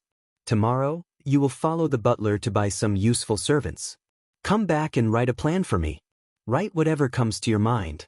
The more detailed, the better." Lu Shi paused and continued, "In recent years, natural and man-made disasters have been happening. Refugees and bandits have fled everywhere. Even Hejian County is not peaceful. If it weren't for your quick thinking, I'm afraid you wouldn't have been able to get out of that situation so easily. I've thought about it. Coincidentally, we have some surplus food. If you're interested, you can take it to feed your troops and keep it for self-defense." Jiang Pingji's eyebrows twitched even more. Troops? According to her understanding, troops were considered private troops. They were equivalent to guards or servants. Not to mention the aristocratic families, even the gentry with some surplus food would feed them. The reason was similar to what Lu Shi had said. The current situation was not stable. One could encounter several groups of robbers and murderers when they went out. Some small places would even be looted by bandits. If one did not have some strength, he would not even know how he died. Now that the aristocratic families were powerful, the emperor was afraid of them. Another reason was that the aristocratic families had a lot of troops in their hands. Of course, for ordinary people, troops were servants and guards. But for Jiang Pingji, they were F***king private troops. Even though you're a boy in name, you're still a girl. You must have some means to protect yourself. Lu Shi sighed and took out a small piece of paper from his sleeve. He carefully unfolded it and showed it to her. "Look at this. It's never wrong to prepare for a rainy day." Jiang Pingji took the paper and glanced at it. She immediately understood Lu Shi's intention. The content was actually very simple. The emperor also wanted to negotiate with the second prince to marry the princess of the northern borderline, but the decision had not been made public. She did not know which high-ranking official in the imperial court Lu Shi was in contact with to get first-hand information. Purchasing servants was the responsibility of the mistress of the house. It was within the scope of the inner court. A man like Jiang Pingji should not interfere. But since Lu Shi had spoken, it was obviously a test. How could the second mistress not agree? As for Madame Hu, she only sent a servant girl to pass on a message. She would listen to her cousin. The next day, the old housekeeper came back with 2 booklets. Master said that everything today will be decided by the second Langjun. Jiang Pingji took the booklet and glanced at it. She asked, "Are these the records of the purchasing servants in the manor in recent years?" She realized that the bookkeeping habits of the Lu manor were very different from those outside. They were more clear and organized, and they were in tabular format. It clearly recorded the value of the buyer, as well as their name and background. Some of the buyers were even from the same family. It even recorded their current positions and specialties. She flipped through it and, with her strong memory, memorized all the names of the servants inside and outside the Lu residence. Needless to say, this bookkeeping format must have been created by Lu Shi's mother. It would be much more convenient to use it to manage the inner court. The old housekeeper stood with his hands in front of his chest. He looked calm. Yes. These are the records of the changes in the servants in the manor in recent years. Of the 2 booklets, one was the records of the past few years, and the other was brand new. She did not even have to think to know what it was used for. If that's the case, I'll follow the old rules and go to the broker house first. She did not know how many broker houses there were in Hejian County, so it was better to start with the ones she was familiar with. At least the possibility of being deceived would be lower. If it was any other day, she would have asked the broker house to bring the servants to the manor, and then she could take her time to choose. But it was a test set by Lu Shi that day. Thinking of the conversation with the people the night before, Jiang Pingji decided to go out on her own and learn about the prices outside. What she heard from others and what was written in books was not as convincing as seeing it with her own eyes.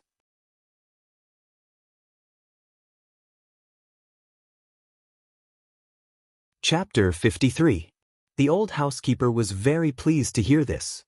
His wrinkled old face finally smoothed out, and he looked a little more relaxed. In fact, he was quite worried that the second Langjun, who had always been cooped up at home, would give out orders for the first time without knowing anything. Messing things up was secondary. The Lu residents didn't care about the damage caused, but they were afraid that Master wouldn't like them.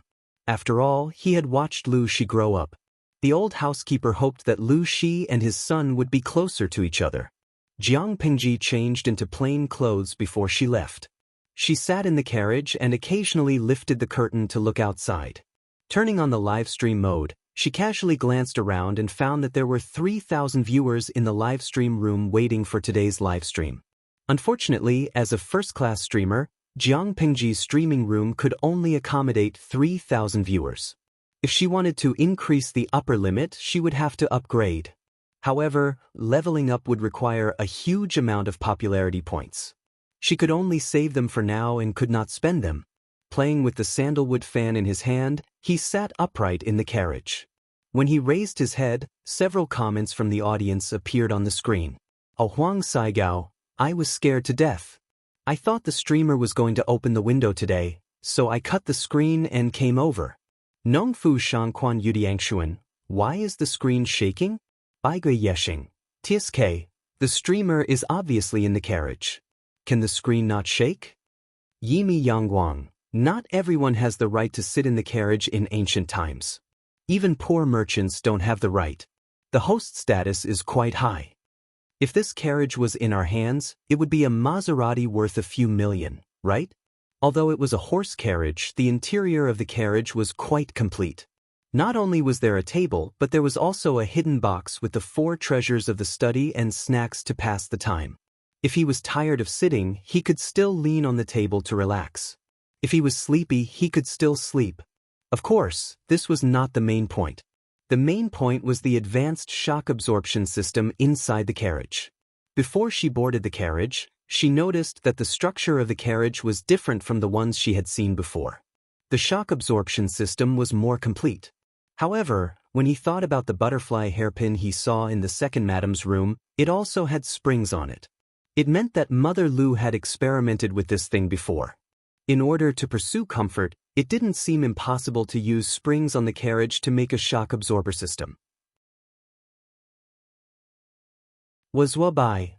Today's host is still as handsome as ever, */w***. On the screen, Jiang Pingji was dressed in a green silk robe. The cuffs of her robe were embroidered with delicate auspicious clouds.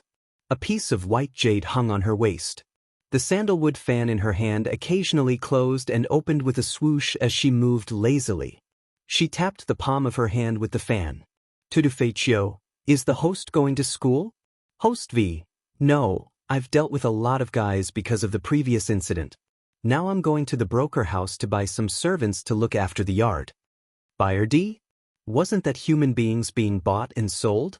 Even though they knew that such transactions were common in ancient times and that it was only natural when they read novels, many felt that it was a little strange when they watched the live stream. However, they could not find fault with Jiang Pingji's actions. Lu Lanting's body was too weak. Even though she was sitting in the carriage, her back was sore from sitting on her knees for a long time.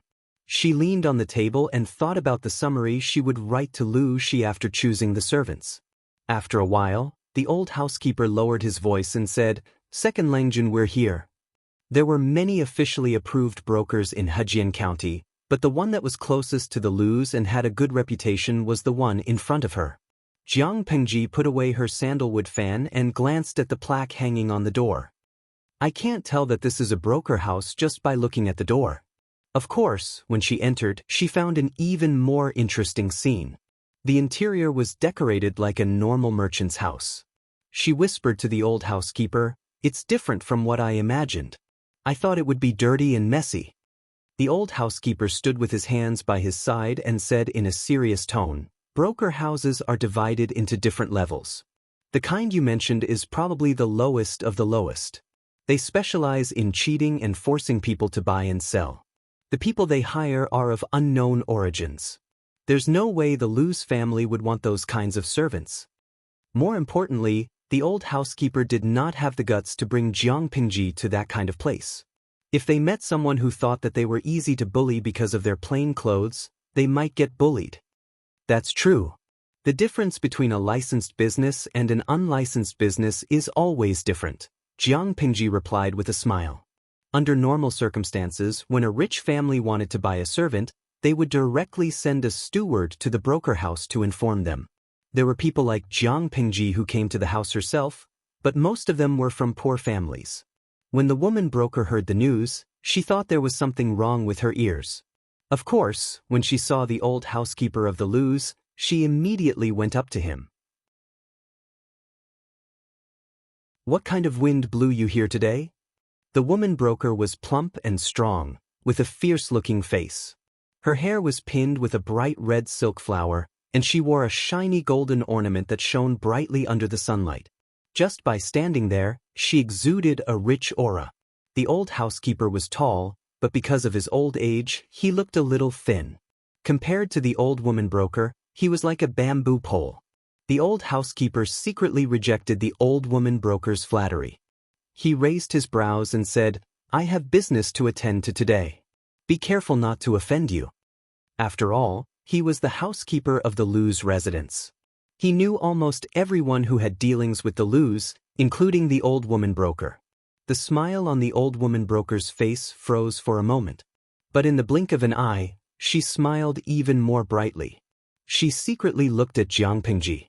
In Hejian County, there were many rich families in a small place.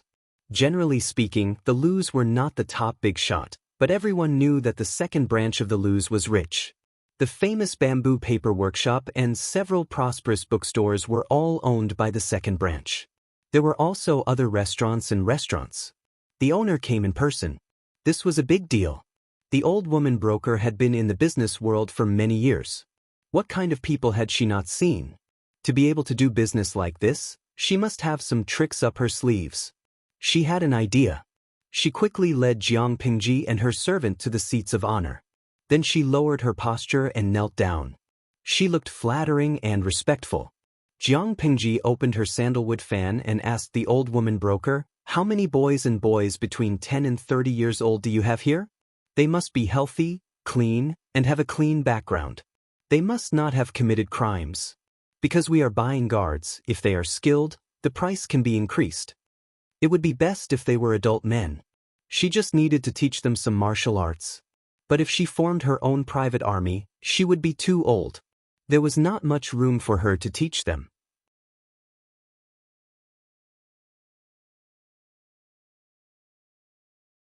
Chapter 54.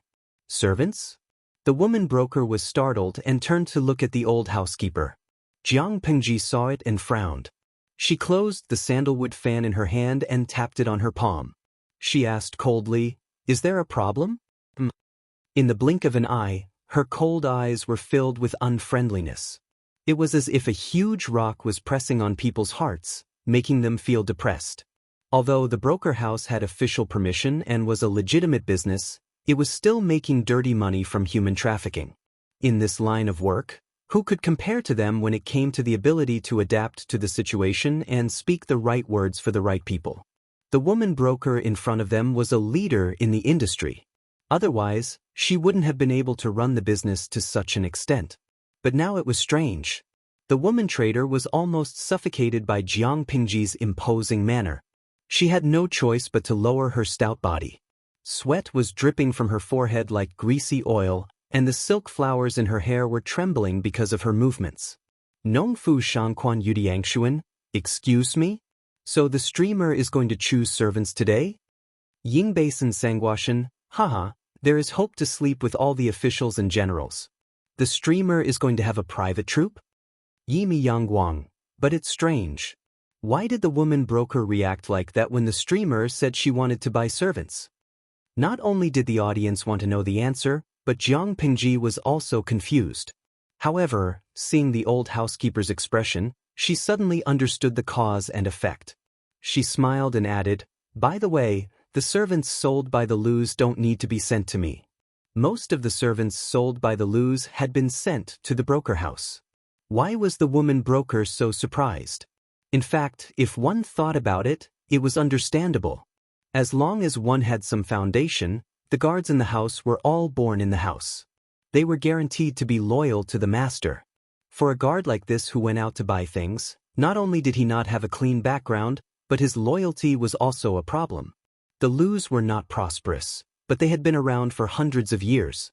Jiang Pengji came out to buy servants, so of course the woman broker would be surprised. At that moment, the old housekeeper calmly spoke and dispelled the woman broker's doubts. He then went to pick the suitable servants. As a small role model in the industry, the middleman's ability to handle matters was commendable. In just a short while, she had already gathered enough people. Granny Broker said fawningly, replying to Langjun, "Your servant has brought them here. They are all waiting in the courtyard." Her voice was so sweet that it could almost cause diabetes. If her body was not still trembling unconsciously, she would probably sound more natural. "This is really strange. I thought it was a big deal, so I walked over eagerly. Who knew that when I met the young man's eyes, I actually felt as if my clothes were being stripped off, and even the color of my heart was being seen by the other party. My whole body felt cold." Jiang Pengji looked at the woman broker's unnatural posture. Her pale lips curled into a faint smile.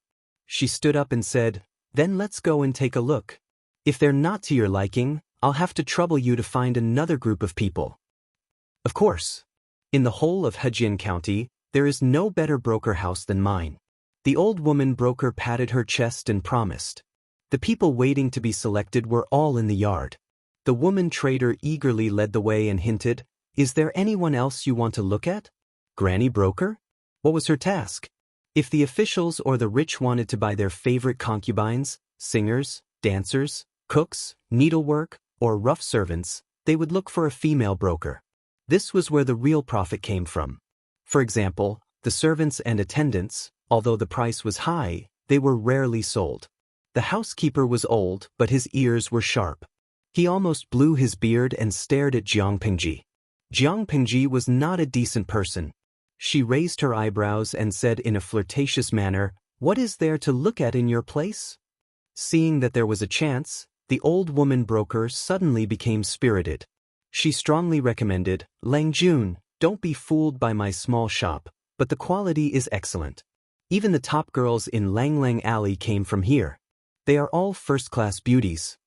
Lang Lang Alley sounded weird, but it was actually the red light district, a place that could not be spoken of. "Is that true?"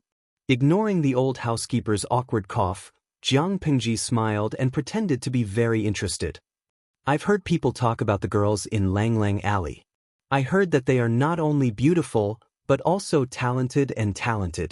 I was wondering which master had the ability to train and teach them well. I didn't expect them to be right in front of me." The housekeeper was speechless. "Yimi Yangwang, I didn't expect you to be such a hardcore streamer. You even teased the granny broker." When Jiang Pingji praised someone, she liked to look them in the eye.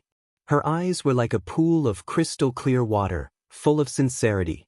People could not help but believe what she said. Even the granny broker, who was used to seeing the world, felt a little embarrassed.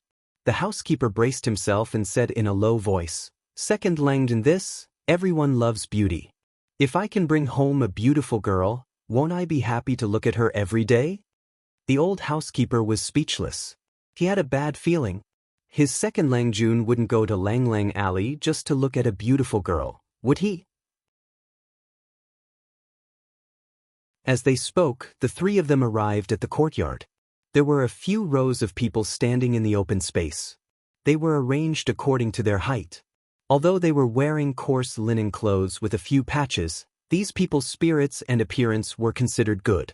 Their skin didn't seem to have much dirt. Regardless of their appearance, they gave a good first impression. The broker house had been doing well in Hejin County for many years. It was reasonable that it was doing better than other brokers. "Do you have any records of these people's backgrounds?" Jiang Pingji walked to the front of the crowd and glanced at each of them. A lot of information appeared in her mind, but it was quickly digested. She had already made a decision. As a broker house, it was natural to have a lot of information on the goods. The records were not complicated, but they were piled up without order. It was not as clear as the account books of the loos. She was not picky. She flipped through it quickly. People who did not know would think that she was fanning herself with it. The granny broker was a little unhappy. She thought that Jiang Pingji would not be able to choose a good servant with such an attitude. Bracing herself, she pointed at a tall and sturdy man.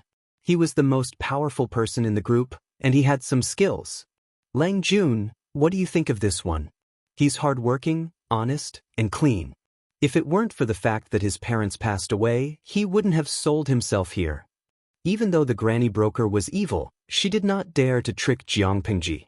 Under normal circumstances, the strong man would be a good choice, but Jiang Pingji did not like him. "Oh, no need. I'll get rid of him," Jiang Pingji said without looking up. His parents died because of his laziness. Everyone was speechless.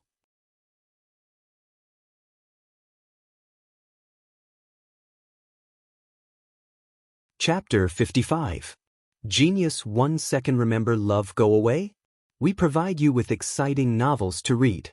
Although he had muscles that looked scary, who was Jiang Pingji? She could tell at a glance whether they were real or not. They were muscles that had been trained through a lot of labor. That strong man had good genes and a good body given by his parents, but his steps were weak. She could easily send two of them flying with one slap. He had lived in the wilderness for 2 years in his hometown. His fingers did not have many calluses, and the skin on his arms was even. There were no signs of farming or hunting. The woman broker said that his parents had passed away and he had to sell himself to pay for their burial. But according to her, that was not the case. As expected, when she casually said these words, the expression in the man's eyes changed. They were filled with fear and cowering. Although the woman broker did not know how Jiang Pingji knew, she also felt embarrassed. What was the scariest thing for a person in her line of business? Wasn't it because the goods were not right? Her reputation was ruined, and she lost her source of income. She thought that the person she recommended was a good one and that Jiang Pingji could see her honesty. She did not expect to be slapped in the face in public. Eliminate this one as well. Eating, drinking, whoring, and gambling are more reliable than me. Do you think you can be a boss after buying him? The woman broker's mouth twitched. She almost tore the handkerchief in her hand in half. She was going to recommend the one Jiang Pingji pointed at. The man was in his 20s. He had a good physique. He had read a few words in his childhood. He was smart and had a good eye for people. Logically speaking, he was a good man. She did not expect the man in front of her to tell her the inside story that she did not know. Jiang Pingji said, "He has a hidden injury in his ankle. It's not obvious when he walks slowly, but it's obvious when he walks quickly. How can he guard the house?" The woman broker was dumbfounded again. The people she had chosen had to be healthy. After all, they were hired to guard the house. Other standards could be set aside for now, but their physical conditions had to be up to standard. Otherwise, how could they protect the master's family? But, looking at the man's evasive eyes, the woman broker knew that Jiang Pingji was telling the truth. And this one, Nongnan, Tong. The Lius don't dare to take in such a scumbag. It's disgusting. Under the watchful eyes of the woman trader, Jiang Pingji eliminated a few people in a row. She gave a variety of reasons, which stunned everyone. After a round of screening, Jiang Pingji glanced at the remaining people and said to them, "Stretch out your right hand." The people of this era had poor physical fitness and poor bones. It was impossible for Jiang Pingji to use the standards of her previous life to filter them, but she would choose the tallest among the shortest. With her eyesight, she could filter out those with problems, and the rest would depend on their aptitude. Sleeping all over 3 kingdoms male god, the streamer knows how to feel bones? There were many classic plots in novels where one would feel one's bones to determine one's aptitude. How would one do that? In fact, Jiang Pingji did not know how to feel bones, but she had seen a lot and had her own way of identifying aptitudes. If one were to insist that this was bone touching, the essence was more or less the same. However, she didn't need to touch it herself. Just by looking at his arm, she could roughly visualize the skeleton in her mind. In other words, if she wanted to, any creature in her eyes would be nothing more than a skeleton. Host V. No, but the skeleton can indeed be used as a basis to determine one's aptitude and potential, but it cannot be regarded as the final basis. At most, it can be regarded as a reference. Depending on the body, the state of development, and the state of the skeleton will be different, which will interfere with the judgment. For a warrior, aptitude is not as important as temperament and willpower. The latter can sometimes create impossible miracles. Sleeping all over 3 kingdoms male god. How many people do you plan to choose? Host V. The quality of the soldiers is more important than the quantity. I'll train a few guards first, and then we'll talk about the future. Jiang Pingji had read military strategies a few days ago, and she had also read some books related to the battlefield. She had even asked Lu Shi himself. After combining the information from various sources, she had a general understanding of the war in this era. If the information showed that the first party had 200,000 soldiers and the second party had 150,000 soldiers, and there was a huge disparity between the two sides, which side had the highest probability of winning? Excluding factors like timing, geographical, and human conditions, most people would think that the first party had a high probability of winning. In fact, the ratio of winning and losing was basically 50-50. Even if the first party had an advantage, it was not a big one. In the war in this era, it did not mean that the side with more people had a higher probability of winning. In fact, that was not the case. On the surface, there were as many as 350,000 people on both sides, but the number of people that really determined the outcome of the war was probably less than 50,000. The real competition was between the elite soldiers, and the ratio was very small. The rest of the soldiers were just bystanders. The weapons in their hands were just sharpened tree trunks, and they wore coarse linen clothes. Those who were slightly better would be wrapped in leather armor. Their defense was basically zero. The elites of the first and second parties would fight against each other.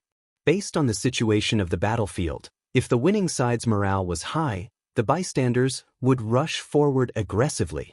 If the winning side lost, the bystanders would definitely run away faster than anyone else. They would flee in panic. There were many cases in history where the few won against the many.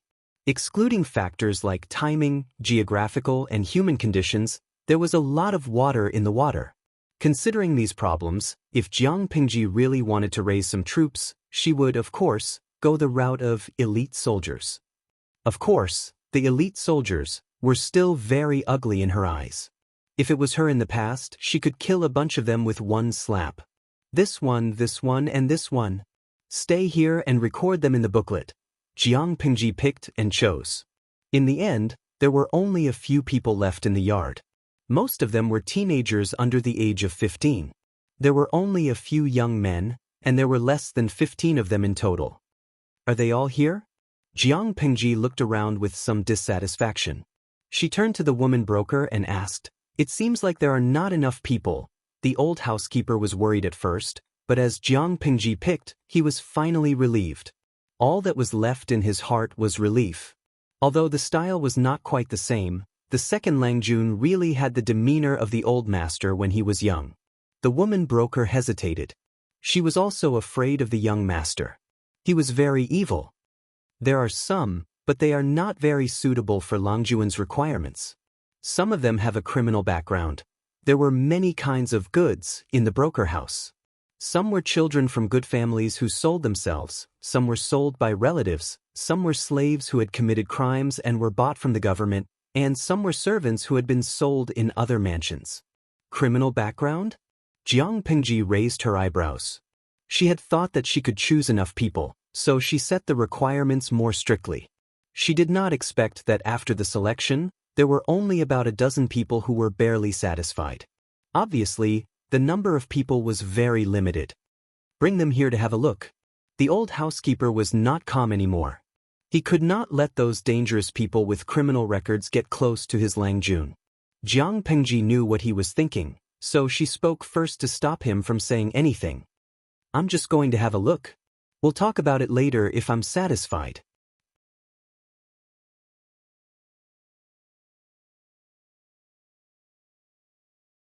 Chapter 56. If it was just to guard the house, Jiang Pingji would definitely not use those with criminal records. After all, she had to think about the safety of the Liu family. But if it was to train private soldiers, that was another matter. She had yet to meet a troublemaker that she could not handle. Deep in her bones was a spirit that loved to pursue thrills and thrills. Sometimes, it could even be said to be sick. She remembered in her previous life, before she became the commander of the army, her superior trained her, but he also had a headache because of her temper. Every now and then, she would see a psychiatrist for guidance.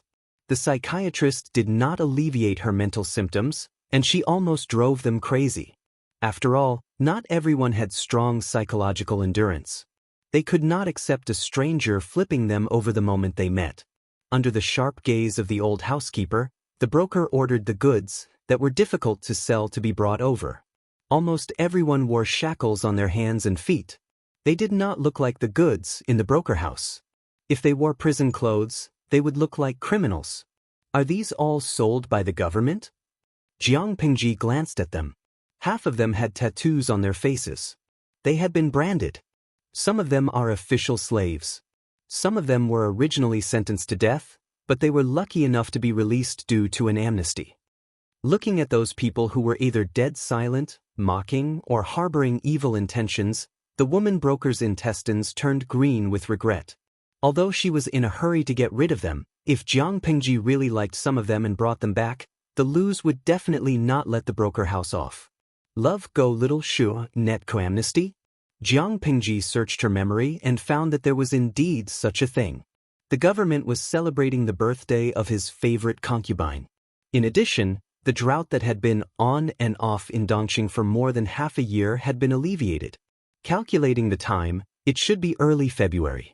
Under the nervous gaze of the old housekeeper, Jiang Pingji walked in a big circle and stopped in front of a young man who was about 16 or 17 years old. sleeping Xianxia, he's really good looking. I feel that his facial features are a bit similar to the little fresh meat that was popular some time ago. Tudu Feichio, sigh, I wouldn't have noticed if you didn't mention it. But this one looks more mature and manlier than those little fresh meats. In ancient times, one could start a family at the age of 13 or 14. At the age of 16 or 17, one would already be the father of a string of little kids. Naturally, one would be more mature and steady. However, Jiang Pingji's focus was not on looks. In fact, she was not very concerned about the looks of people other than women. Raise your head and let me see. Jiang Pingji did not use her hand to pinch his chin. Instead, she used the tip of her sandalwood fan to lift his chin. He seemed to dislike such a humiliating action, but his strength was no match for hers. What a pity! This was also a convict who had been branded.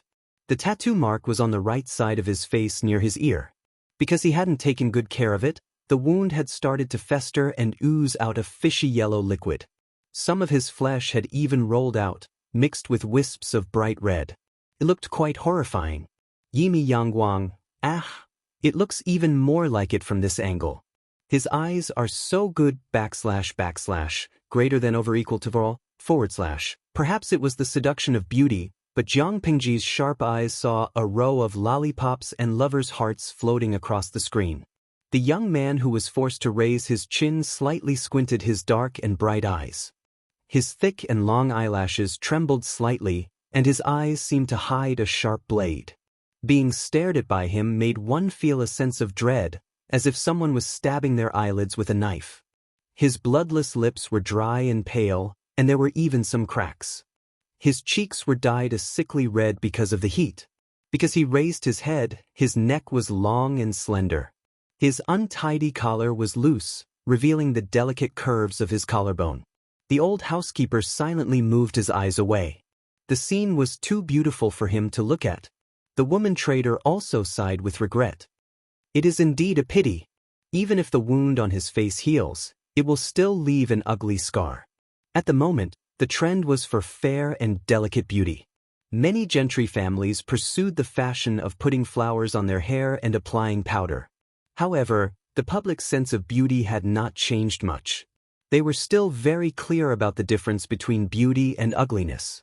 Although this young man looked more heroic, he was still a rare beauty. If his face was not ruined, he would definitely be very popular if he was sold to a brothel with his appearance. Lang Jun, stay away from him. Be careful of his illness. The old housekeeper stood aside and disapprovingly looked at the fan in Jiang Pingji's hand. She smiled and put away the sandalwood fan. Her eyes lingered on the young man. His eyes were full of unwillingness, as if he was an underage cub locked up in a cage. He had the ability to roar in the forest, but he was helpless against the reality. Woman trader, what did he do? The woman trader thought for a moment and said, he is from the county next door. His mother went out to buy vegetables and bumped into a noble. She was pushed and fell to the ground. Unfortunately, she hit her head and passed away. When he found out, he took a knife and went to seek revenge. He killed a servant and was arrested. Originally, he was sentenced to 30 years of exile, but the family refused to accept it. They used their connections to send him to the death row. Not only did he kill someone, but he also offended the nobles. That family would definitely use their connections to take his life. However, he was lucky enough to be granted amnesty. Because there was a reason for it, and the motive for the murder was out of filial piety, he was taken out of the death row prison and became a slave. He went back and forth a few times and finally he fell into her hands. The woman trader carefully suggested, he is a thorn in the side. He is not easy to train. Why don't you look for someone else? Jiang Pingji pursed her lips and smiled. She opened her fan and smiled. No, I'll take him. The old housekeeper and the woman trader were speechless. Why did she hate him so much? It's hard to find someone who is literate. It's even harder to find someone who is literate and has some brains. It's just a few taels of silver. The young man glared at her. She could even hear him grinding his teeth. Jiang Pingji looked at the young man and smiled meaningfully. She was lucky, but the young man's luck was terrible. If it weren't for her, he could definitely escape from the broker house that night. He was only one step away from the long journey. But such a prison break was nothing in front of her. At most, it would arouse her interest. What's his name? The woman trader's brain seemed to have short-circuited. She only regained her composure now and quickly answered, "His name is Su Ku." Jiang Pengji asked casually, "Do you have a courtesy name?" The young man had practiced martial arts, but there were thick calluses on his fingers from holding a brush. He must have studied for a long time. No matter who gave him his name, the scholars in ancient times should have a courtesy name. Jiang Pengji still did not understand why naming was so complicated. A name was a name. Why bother with a messy courtesy name? The woman trader could not answer. She secretly kicked Su Ku and glared at him fiercely. "Lang Jun asked you a question." Su Ku pursed his lips. The anger in his chest had not been extinguished, but the situation was against him. He could only suppress it for now.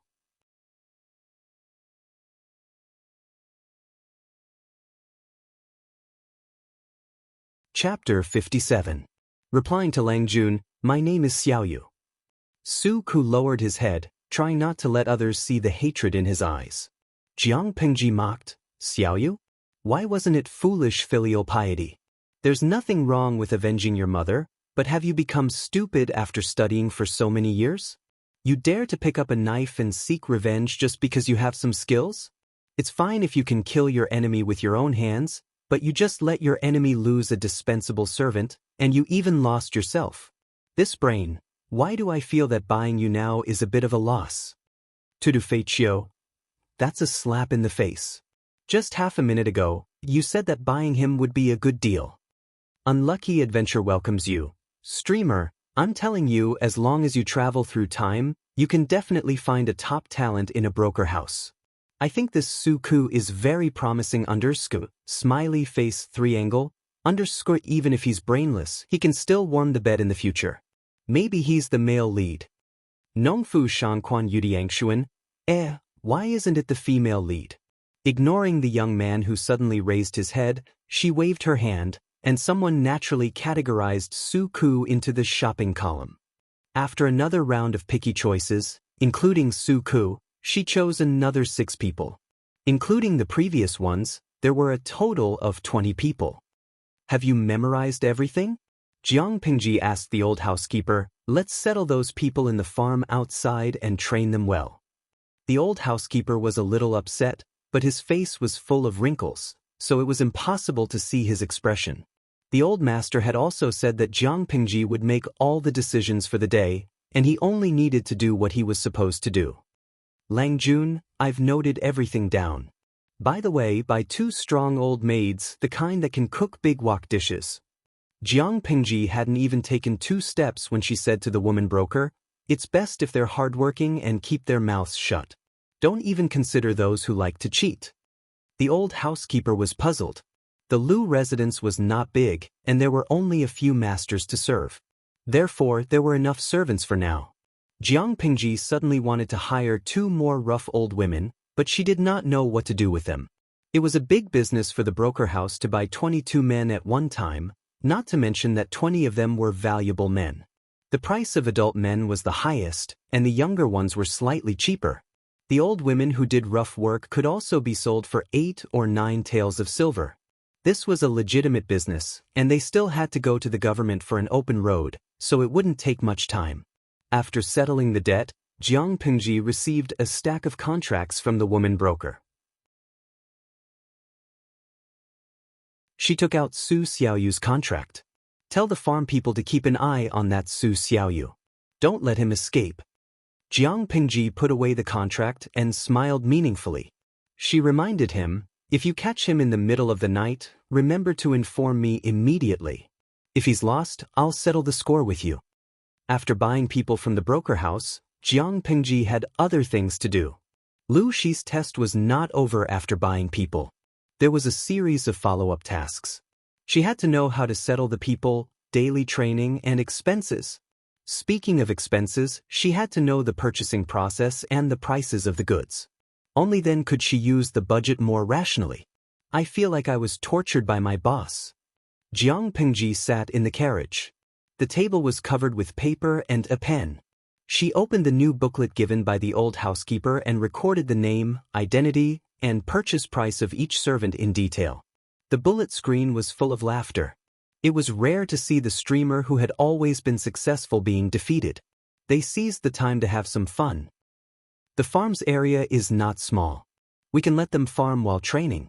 We can try to be self-sufficient, balance their income, and reduce their consumption.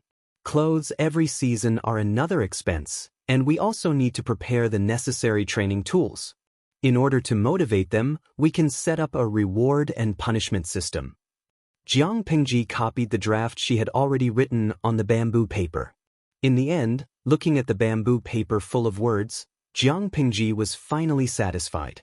The next step was to understand the basic prices of goods and try to use the budget she had to reduce unnecessary waste. Apart from these arrangements, she also had to come up with a training plan. Otherwise, how could she train a flock of sheep into real lions? Unfortunately, the genetic quality of the people in ancient times was not good, and their physical fitness was far from the standard of her era. Many of the popular training methods of the future could not be popularized. She could not mechanically copy them, so she could only adjust them according to the conditions of the current era. To put it more vividly, the difficulty of training for children in her era was like hell in this era. Jiang Pingji licked her lower lip expectantly. Her eyes were full of interest. She loved challenges like these. Every challenge could stimulate the calm and cool blood in her body. She could not help but be excited. I really can't wait. Tudufeichio, why do I have a bad feeling? Looking at the streamer's smile, I feel the air around me turn cold. Yimi Yangguang, you're not alone. I feel cold too. I'm a newbie and I'm shivering. Should it be said that the purer a person is, the stronger their intuition? Looking at the bullet screen that flew past, Jiang Pingji was finally willing to restrain the emotions in her heart. She stopped smiling. It was the beginning of March, so the sky darkened early. Life in ancient times was boring. The rich could still light a lamp to read, listen to dramas, and find something to do to pass the time. Ordinary people, on the other hand, ate early and went to bed early. It was almost mealtime, so the housekeeper urged her to go back and eat with Lu Shi. Before Lu Shi came back, the Lius ate separately. But now that the master of the house was back, it was inappropriate for the family to eat separately. When she arrived at the main hall, Jiang Pingji was surprised to see Madame who usually stayed in her yard, sitting on the left side of Lu Shi. As for the second lady, she was still resting in her yard because of her health. Jiang Pingji bowed to Lu Shi with the etiquette of this era and nodded to Madame Hu. Coincidentally, the servants came in with the food. Third brother and second sister are eating in their own rooms? Jiang Pingji asked while the servants were still arranging the table. In this era, it was important not to talk while eating. The rules of the Lius were not as strict as those of the Lius, but basic etiquette was still important. If Jiang Pingji had any questions, she could only ask them before mealtime. Otherwise, she would have to stay silent until the end of the meal. Madame Hu looked down as if she was looking at the delicate embroidery on her clothes. Lu Shi frowned, but he did not speak. In the end, it was Madame Hu broke the awkward silence with a smile. Third Lang Jun was too playful a few days ago and his face was disfigured. According to the doctor, he needs to rest in his room for a while and control his food intake. Otherwise, it will leave a scar. The second Yangzi is still young and shy. She blushes easily when she talks too much. Cousin has always been serious.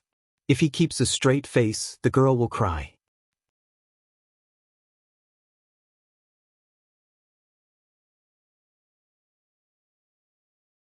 Chapter 58. Lu Shi did not say a word throughout the meal, as if he had not heard the conversation between Jiang Pingji and Madame Hu. The meal was finished in silence. Perhaps it was the influence of Jiang Pingji's soul, but this body's appetite was much larger than Lu Lanting remembered. The cook's cooking skills were excellent, and even though the seasoning of this era was incomplete, it was more than enough for Jiang Pingji, who was used to tasteless energy agents. Lu Shi observed Jiang Pingji and noticed that she habitually squinted her eyes when she ate. She looked like a well-fed cat. He secretly noted down her preferences so that he could ask the cook to make more of them in the future. "Cousin, you still have the 2 wild children in the backyard?" After Jiang Pingji left, Madame Hu followed Lu Shi into the main yard and sat down lazily at the table where Lu Shi practiced calligraphy. "What wild children? Where did you learn to talk like that?" Lu Shi frowned. Madame Hu was so lazy that the veins on her forehead were throbbing. His headache, which he had not felt for years, was back. "Sit properly. Don't sway." "Heh, I'm glad you didn't call them wild children." Madame Hu rested her chin on one hand and said before Lu Shi could lose his temper, "Lanting doesn't know anything. Even though they are only brothers and sisters, they are related to her by blood, aren't they? If one day she feels that she has too few brothers and wants to get close to them, you won't be able to stop her." Lu Shi's eyes were still half closed, as if he did not take Madame Hu's words to heart. However, Madame Hu's sharp eyes noticed that Lu Shi's holding the brush was a little unsteady. It was only for a short moment, and if she was not familiar with Lu Shi's habits and temperament, it would have been difficult to notice. "Love go, little, sate net." Lu Shi raised his eyelids and said coldly, "That girl is very smart." Madame Hu finally sat up straight and said in agreement, "That's true. She seems to have changed into a different person. She used to be as obedient as a sheep. If it weren't for the help of the East Courtyard, even a servant would be able to control her. Now, she's like a tiger cub who only eats humans." Lu Shi was silent for a while and echoed, "Like father, like daughter. Just like me." Madame Hu rolled her eyes in an ungraceful manner. "I should say that he's more like you after you turn 12. Lu Shi was speechless. She tried to undermine him without a word and even dug up his dark history. Did she think that he could not see the ridicule in her eyes? The people of the older generation in Hejian County all knew that Lu Shi was as stupid as he could be when he was young. Not only was he stupid, but he was also very bad. He was clearly the second son of the first wife, but he had courted death so much that even the servants didn't like him. Whenever he was mentioned, they would look down on him. However, he had good eyesight. When he was 4 or 5 years old, he had his eyes on the legitimate wife's daughter of the Gu clan in Langia County. Taking advantage of his young age, he managed to become her childhood sweetheart. In terms of family background, the 2 families were well matched. Of course, that was the extent of it. Gu Min had been famous for her talents since she was young. She was beautiful and intelligent.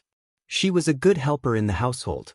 When she was 6 years old, she could manage the household with the first lady. She could clean up any mess. On the other hand, Lu Shi was like mud that could not hold up a wall. He was simply a reckless prodigal. To put it bluntly, when the 2 of them were put together, it was like a toad wanting to eat swan meat. Lu Shi shamelessly stuck to the little girl. If they were not less than 7 years old, there might have been some gossip. Later, when Gu Min reached the age of marriage, Lu Shi begged his mother to sound her out. Then reality slapped him hard in the face. Not to mention Lu Shi, a spoiled brat, even when the Xia kingdom was not destroyed, Gu Min would have been qualified to be the empress of the country. The spoiled brat Lu Shi only started to work hard after his marriage proposal was dealt a blow. He even ran to the Gu residence to seek an audience despite the heavy rain. He waited in the rain for an entire night and begged Gu Min to postpone the engagement for 2 years. He endured a high fever and made bold statements. It's the standard sweet ancient saying, childhood sweetheart route, adorable loyal dog, pretty girl, and so on, */w***. After that, Hejian County lost a spoiled brat and gained a quiet, black-hearted scholar, Lu Shi, who studied with all his might. As they were talking, the old housekeeper came to see them. Lu Shi remembered something important and quickly asked Madame Hu to sit up straight. "Come in." The old housekeeper came over to report Jiang Pingji's schedule for the day. At first, everything was fine. Lu Shi's expression changed slightly, but overall, it was a father's praise for his child. But when Jiang Pingji lifted Su Xiaoyu's chin with her folding fan, he was silent. "Suku? The one who was branded and has a tattoo on his face. Is he Su Xiaoyu from Zisong County?" Lu she asked uncertainly. The old housekeeper was confused. He had only said that the boy was called Su Ku. He did not mention his courtesy name or his background. How did the master know? Yes, the second Lang Jun took the slave contract alone. He was even sure that the boy would try to escape in the middle of the night. Lu she snorted. He's fickle and rebellious. How can you raise such a person? If Lanting said that he would escape in the middle of the night, he would definitely escape. There aren't many guards at the farm. If the guards are lax at night, he might really be able to escape. The old housekeeper did not understand his master. He asked hesitantly, then, Master, in your opinion, if Su Xiaoyu really escaped in the middle of the night, he would be an escaped slave. If he was caught, he could be killed immediately. In any case, Lanting spent a lot of money to buy it. How could you let it escape? Lu she had given Jiang Pingji a very limited amount of money to test her. If she spent it extravagantly, the servants she bought would probably be left with nothing to eat. At this point, Lu she suddenly revealed a smile that was very familiar to everyone. It made them shudder when they saw it. Every time he wanted to scheme against someone and make them unlucky, he would always smile like this. Over time, it scared people to the point that they developed a phobia. Send another team to guard the farm. If he escapes, break one of his legs. It will take him 100 days to recover. Let him stay put. The old housekeeper was a little surprised. An escaped slave did not need to be killed? Since when was his master so easy to talk to? The old housekeeper was about to leave when Lu she suddenly changed his mind. Lu she's changed order made the old housekeeper even more confused. Forget it. I'll go see Su Xiaoyu myself. As for Lanting, just let her know. There's no need to hide it from her. Madame Hu frowned and asked, What's Su Xiaoyu's background? Lu she smiled coldly. He's a wolf that bites and can't be tamed. Such a bad evaluation? Madame Hu looked down. Can't be tamed? But at least he can bite. He's better than a dog that only knows how to bark. Lu she understood that there was a hidden meaning in her words, but he did not respond. Madame Hu waited patiently for a while. Finally, she snorted, stood up, and left. The room was silent. Lu she sighed and muttered, Minner spoils him, but his temper is still so bad.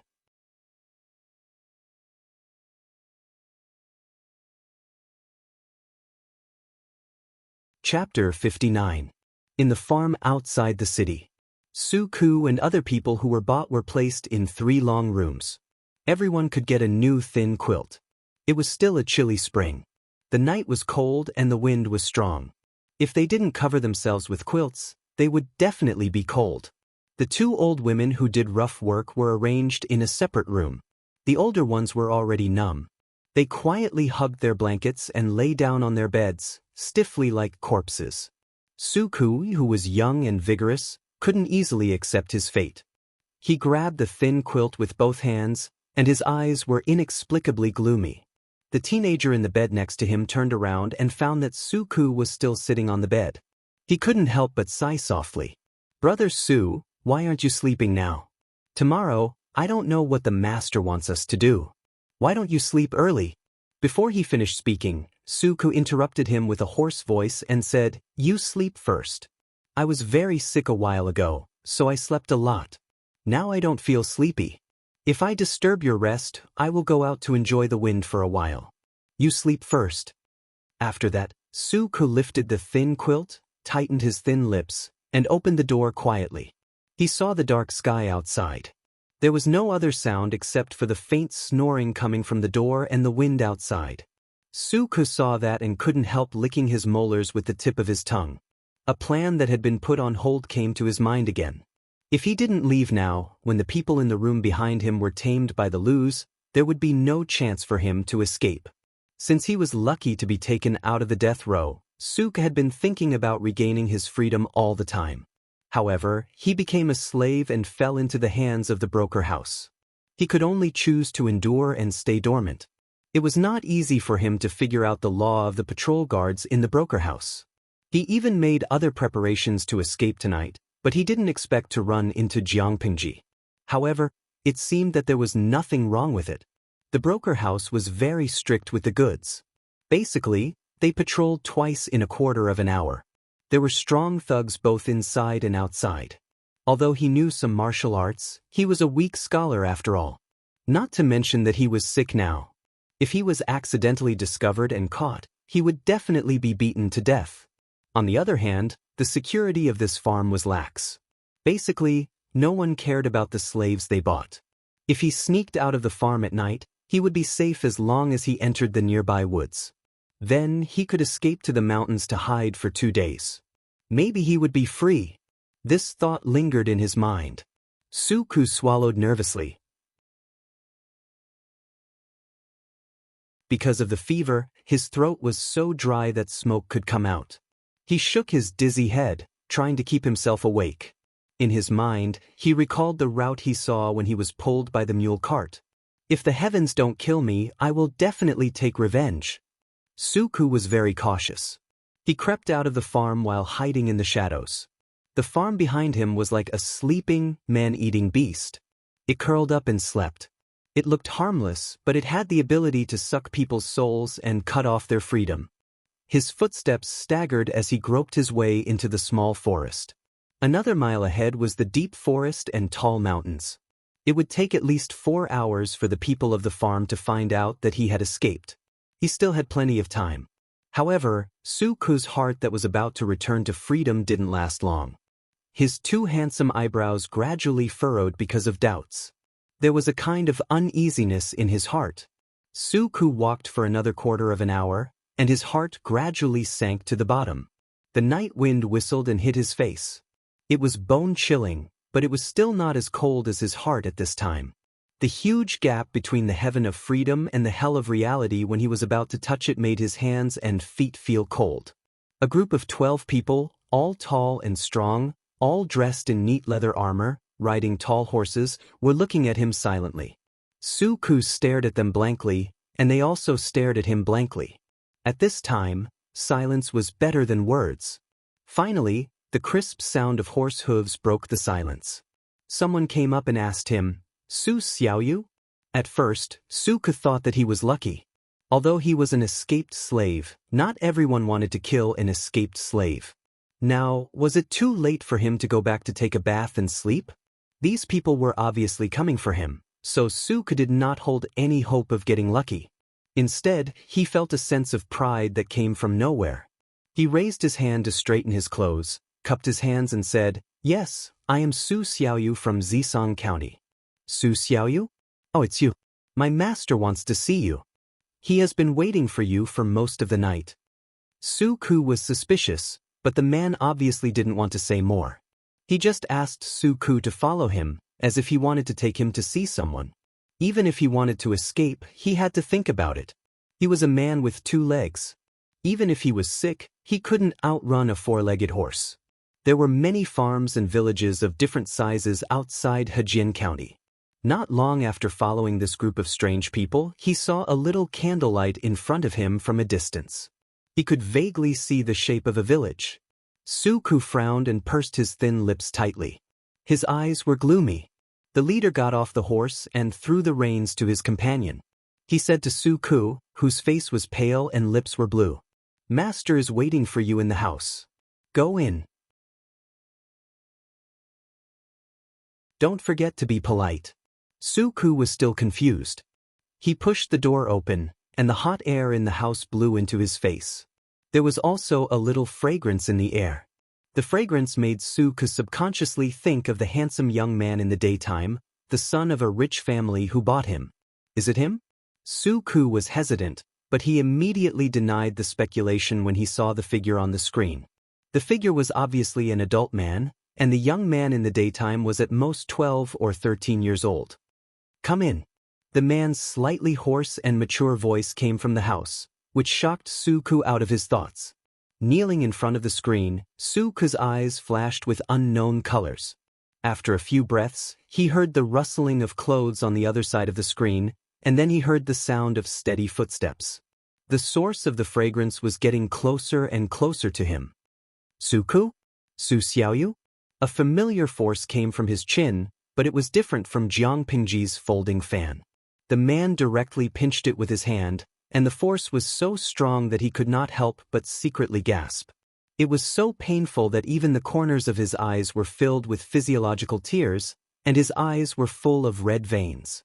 At that moment, Su-ku saw the face of the man in front of him clearly.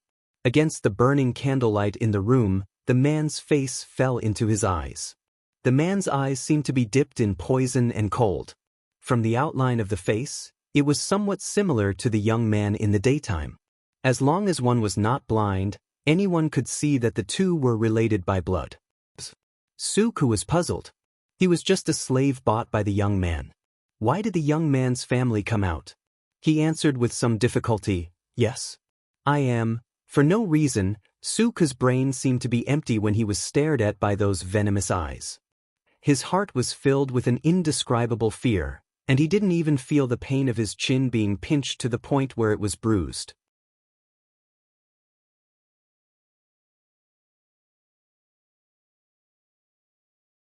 Chapter 60. After a good night's sleep, Takshu and Xuanmei helped Jiang Pingji dress and wash up. Second Lang Jun, the old housekeeper, sent a message last night saying that a servant escaped from the farm and was later caught. Takshu straightened her collar and then tied up her long hair. She fixed it with a simple but exquisite jade hairpin. Clothes and appearances in ancient times were complicated and particular. Jiang Pingji only knew how to tie her hair into a ponytail. She allowed the two personal maids to do whatever they wanted. She raised her half-closed eyelids and asked, "Escaped slave? Su-ku? That seems to be the name. Now he is waiting for you outside the yard." Xuanmei echoed. She then criticized, "Second Lang Jun is gentle to his servants, unlike the other young masters. Lang Jun, you took him in. What else could he be unhappy about? How dare he want to be a runaway slave?" Jiang Pingji listened quietly and didn't say a word. In fact, she admired Su-ku's actions. People who fought for their own freedom were courageous. However, in this era, her thoughts and Su-ku's actions were very rebellious. Su-ku was not worthy of being treated like a fool, so she just listened. Jiang Pingji switched on the live stream as usual. She resumed her elegant appearance and ate her breakfast quietly. Of course, due to the lack of resources in this era, her breakfast was average in the eyes of the audience.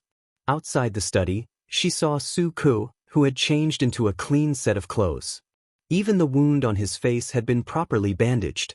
Jiang Pingji walked to Su-ku's side. "Why you here? Master has ordered me to learn from you in the future and serve you." Su-ku's body trembled. He sounded unwilling, but his attitude was still respectful. It was completely different from the day before. Jiang Pingji raised her eyebrows and rolled her eyes. Suddenly, she thought of something and her lips curled into a smile. Because of her identity, Lu Lanting did not have a page boy. Takshu and Xuanmei were the ones who helped her with the chores. Now that Su-ku was half a page boy, he had to take care of the chores.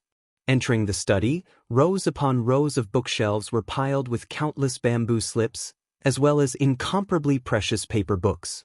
Su-ku glanced at the labels on each row of bookshelves and the titles indicated.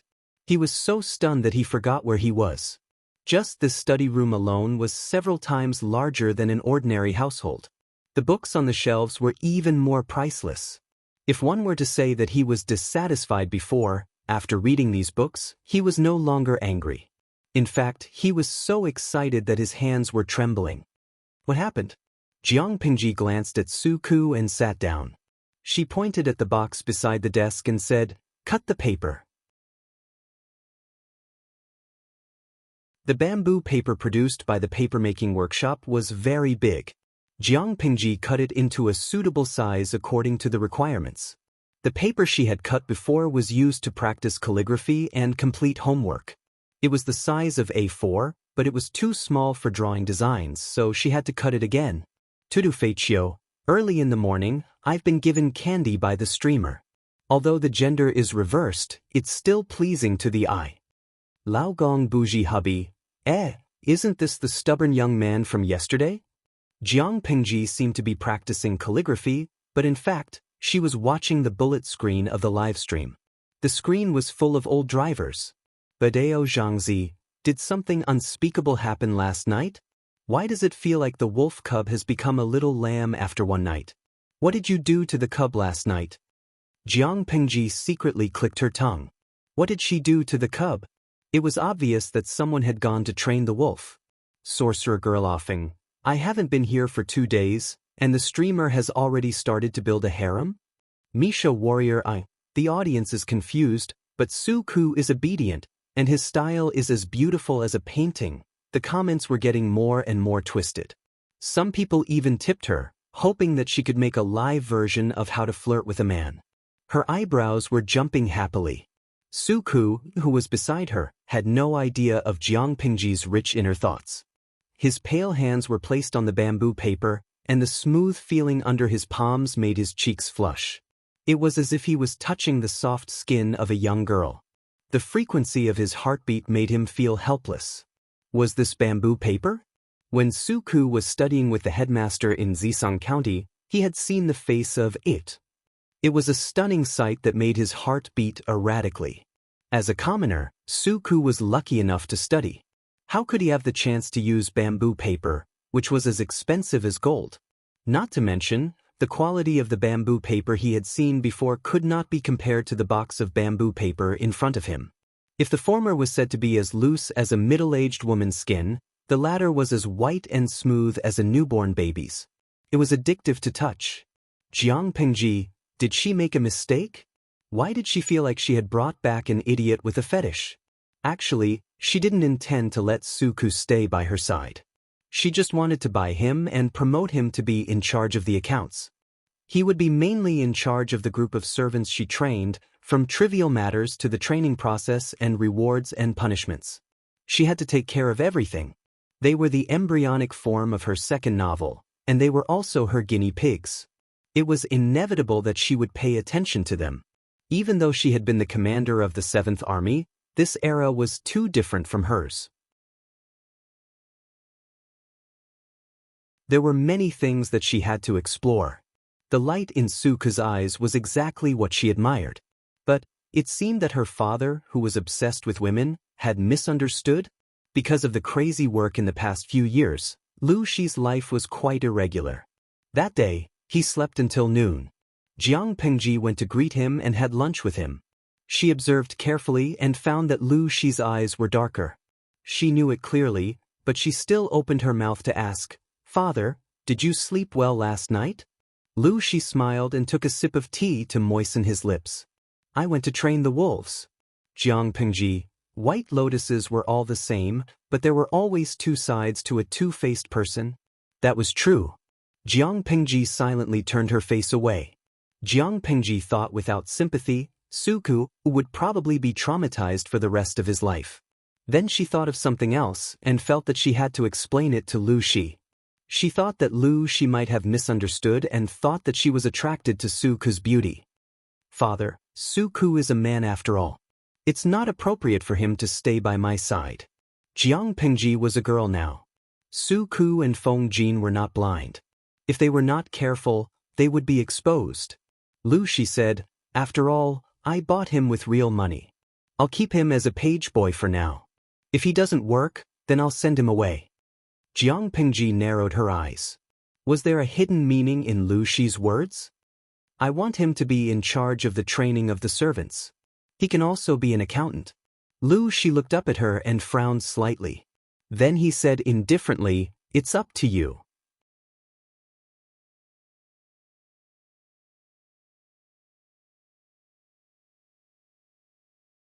Chapter 61. To provide you with wonderful novels to read. Life in ancient times was actually quite boring. If Lu Shi hadn't given Jiang Pingji such a test, she would have been bored to death. In such a state of idleness, she began to particularly miss the days when she had to put her head on a belt. The system despised her. "I thought the host would regain the skills from your previous life and become a Vajra Barbie or something," Jiang Pingji said matter-of-factly. "This body is too weak to withstand that level of training, and it will make people around me suspicious. I have a thorough plan, and I need a reasonable time. Now is not the time." How could she forget the incident with the bandits in Hejian County? She didn't want to try the feeling of powerlessness a second time. But she also knew that the genes of this body were not good enough, and the overall quality was also not good enough. Under such circumstances, no matter how much she trained, it would only slightly increase her strength. The effort and the gain were completely disproportionate. She would only do that if she was out of her mind. There was obviously a safer way, so of course she wouldn't choose the one that was far away. Moreover, even now, there are not many people who can defeat me, right? Most people who saw her would think that she was a thin young man. With her age and figure, how much damage could she do? In fact, her strength was higher than that of a strong adult man. Coupled with her rich combat experience, she was simply a human-shaped killing machine. Her current life was stable, and her strength was enough to protect herself. As for the rest, she already had a plan in her mind. The system snorted. It's so boring to follow a host like you. It feels like there's no use at all. It was a system that broadcast palace intrigue. All kinds of beauties fighting and scheming against each other were the mainstream. How could it be like Jiang Pengji? Your useless trash system. Jiang Pengji mercilessly attacked it, but there was always a smile at the corner of her mouth. The system coldly dragged out its voice and fiercely typed 4 words. Blue skinny mushroom cack. Jiang Pengji. In the eyes of an outsider, Jiang Pengji was sitting in the corridor, leaning against the table. She supported her chin with one hand and held a scroll with the other. She always had a gentle smile at the corner of her mouth, and her eyes were charming. The spring breeze blew her hair, and the pear blossoms in the courtyard swayed with it. Seeing this, Su Ku, who was guarding at the side, secretly turned his head, feeling a little surprised. If this Lang Jun was less heroic, he would be as pretty as a girl. Of course, it was just a likeness. Anyway, Su Ku couldn't imagine a girl with such a black heart and such a vile character. It was simply a nightmare. Even though he was unhappy, Su Ku didn't dare to show it. In his eyes, Jiang Pengji wasn't scary. What was scary was his father, who was above her. Even though it had been 2 or 3 days, he still felt a chill in his body every night. Once he fell asleep, the room would be pitch black, and he would think of that pair of eyes that seemed to be dipped in poison, scaring him so much that he wanted to have nightmares. Of course, the truth would prove how silly he was. At most, she would torture people, but she would make them wish they were dead. What happened, Takshu? Jiang Pengji turned her head and looked at the corner of the corridor. Su Ku, who was closest to her, did not react at all. The maidservant, Takshu, respectfully handed over an invitation card. She took it, and a delicate fragrance came from the letter. It smelled very good. An assembly? There were 2 cards in total. One was written, and the other was tucked inside. The handwriting was gentle and graceful, and it was very pleasing to the eye. It was Wei Jingxian's handwriting. I'm not interested in that. She was proficient in fighting and surviving in the wild, but she had no idea how to recite poetry. As a science monk who loved machinery, she was considered illiterate. Her motto was, "If you're not convinced, come fight me." That was how hooligan she was. Even the former Lu Lanting was bad at poetry. She was often praised by the previous teachers as the work of a craftsman. Takshu was stunned. She didn't expect Jiang Pengji to reject her. She stood rooted to the ground. Xuanmei added awkwardly, "But it's a personal invitation from Wei Nyangzi. If I reject it, I'm afraid." Wei Jingxian was his fiancée in name. What was the difference between rejecting a personal invitation and a slap in the face? Jiang Pengji read Xuanmei's unfinished words and helplessly looked up at the sky in the courtyard. The sky was clear, and it was the perfect weather to go out. Su Ku frowned and asked in a low voice, "This is a gathering, not a feud. How can it be the world's invitation?" Usually, invitations were sent a few days in advance to give the invitees enough time to prepare. This invitation was sent in the afternoon. Jiang Pengji said carelessly, "You're a young lady. Men can't understand your temper. You have to tolerate it." After that incident, she had offended more than half of the noble ladies in Hejian County. It was normal for her to be bullied. Su Ku was speechless. She made it sound like he had no bearing. Jiang Pengji played with the sandalwood fan in her hand. She ordered the maids to prepare suitable clothes. She was ready to leave for the gathering. "This weather is actually more suitable for sleeping," Jiang Pingji said to the audience. Jiang Pingji said to the audience, "Sleepy in spring, sleepy in autumn, sleepy in summer, and sleepless in winter and March. It's a good time to sleep all year round. I'd be crazy to waste it on a boring poetry meeting." Jiang Pingji always had a lazy look on her face. She leaned against the table and looked like a sleeping beauty. The gathering was held by the ways at the Ishui River outside the city. It would take about an hour for the carriage to get there. Apart from the driver, Jiang Pingji only brought a maid and Su Ku, who was not very good at fighting. Jiang Pingji brought Su Ku with her for a reason. His father, Lu Shi, seemed to care a lot about Su Ku. He even tested him on his studies. His attitude was more like a student than a servant. According to the rules of that era, it was a bit whimsical. Su Ku not only had a criminal record, but he was also a slave who had been branded. His social status was lower than that of a commoner. No matter how talented he was, he would not be valued by someone like Lu Shi. But, thinking about Lu Shi's unconventional and open style, she was not sure what he was thinking. Putting Lu Shi aside, she had been observing Su Ku for the past few days. Indeed, she was tempted. Of course, it had nothing to do with romantic feelings. She simply felt that if he was trained well, he might be a good assistant. Su Ku was a standard talent for internal affairs. He was quick-witted and resourceful. If it was in her world, he might be recruited as an assistant in the army and help her deal with all kinds of messy documents. But now, his temperament was a bit uncertain. He needed to be trained. She would keep him for now. If it was possible, she would use him. As she thought about it, they arrived at the gathering. From afar, they could see a circle of servants and carriages. Once bitten, twice shy. It seems that he was frightened by what happened before. Seeing the formation, Jiang Pingji got out of the carriage. Her wooden clogs clattered on the stones.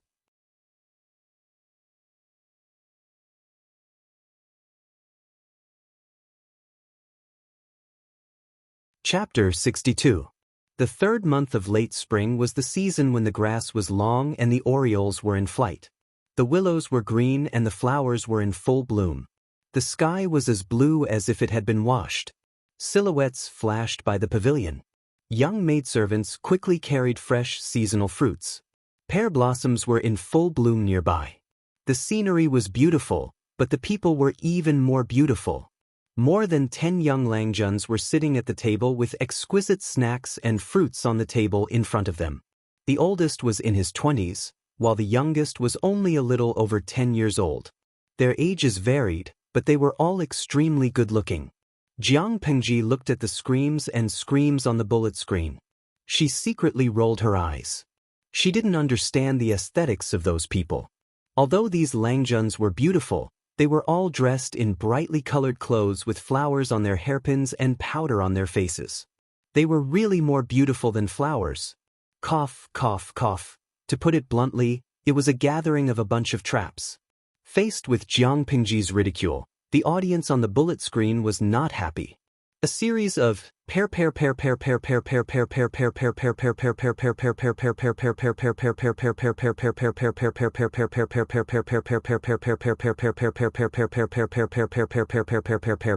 blocked her vision.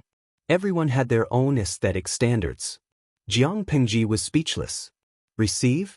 All right, she surrendered.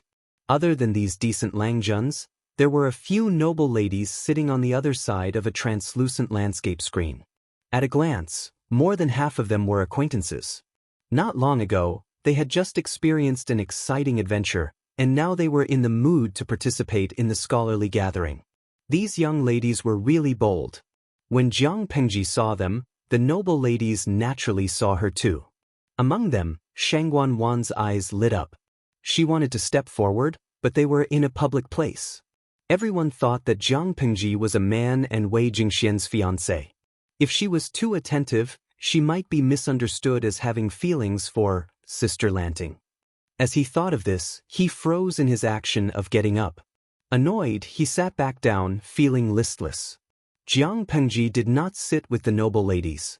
Instead, she found a seat among the Langjuns. Su Ku and Takshu, the maid, sat on either side of her. She was a little late. The assembly had already begun a quarter of an hour ago. Everyone was very dissatisfied with her behavior of not even apologizing.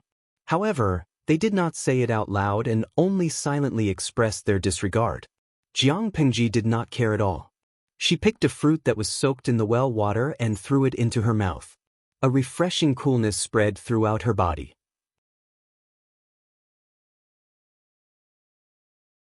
Going against a few embroidered flowers and plants while reciting poems? That would be a waste of time. He might as well eat, drink, and take a nap when he was tired. She was relaxed, but the audience was anxious. They were still waiting for Jiang Pingji to amaze the world with a brilliant feat and slap their faces. You're just going to change places to eat, drink, and then take an afternoon nap when you're participating in the poetry meet? Host, you're such a disgrace to the transmigrated woman. Host V, when I was in school, my grades in liberal arts were pretty low. Please don't make things difficult for me. Even the archaeologists of my era might not be able to understand the ancient sayings of ancient times. Other than training, I usually fight. I'm a martial artist. The audience was dumbfounded. This was different from the script. Lan Chue Yubuja, it's okay, host. We'll be your support. Baidu and Daddy Gu will help you. Sorceress Afeng, left hand is the Tang dynasty's third wave, right hand is the Song dynasty's Yuan Chu. Above you, you have Li Bai's support. Below you, you have Du Gong's support. Host, you're a great person standing on the shoulders of the giants of poetry and literature. Even if they're dwarves, you can beat them in seconds. You were just licking the screen half a minute ago, and now you're turning against me after licking the screen? Jiang Pengji was speechless as she read the comments. Turning against them was as easy as flipping a book. Misha Warrior Ayuan. My mouse is already on the Baidu search interface. I'll search for all the poems you want. Jiang Pingji began to reflect upon herself as she looked at the audience who were not afraid of making things worse. Had she been too quiet these past few days? How could she make the audience forget about her previous brutality? Host V, as the saying goes, there's no first in literature and no second in martial arts. One poem can't win them over. If you cheat, you'll be exposed in minutes. Even if you make an amazing poem, they won't let it go. What should I do next? Moreover, the mainstream of this era was not about quatrains or songs. It was useless to copy them mechanically. Perhaps in other eras, being exposed for plagiarism or impersonation was not a big deal, but in this era where literature prevailed, it was tantamount to seeking death. It would also implicate the whole clan. Even if one was from a noble family, once such a thing happened, one's entire life would be ruined. Since it was so clear, the audience who had been following the stream for the past few days became much more clear-headed and stopped making a fuss. Sigh, it was so boring without a poem segment. They'd better continue licking the screen in silence. Jiang Pengji did not have the time to celebrate the rare moment of peace. She heard someone call her name and subconsciously turned her head to look. What's the matter? The other party choked.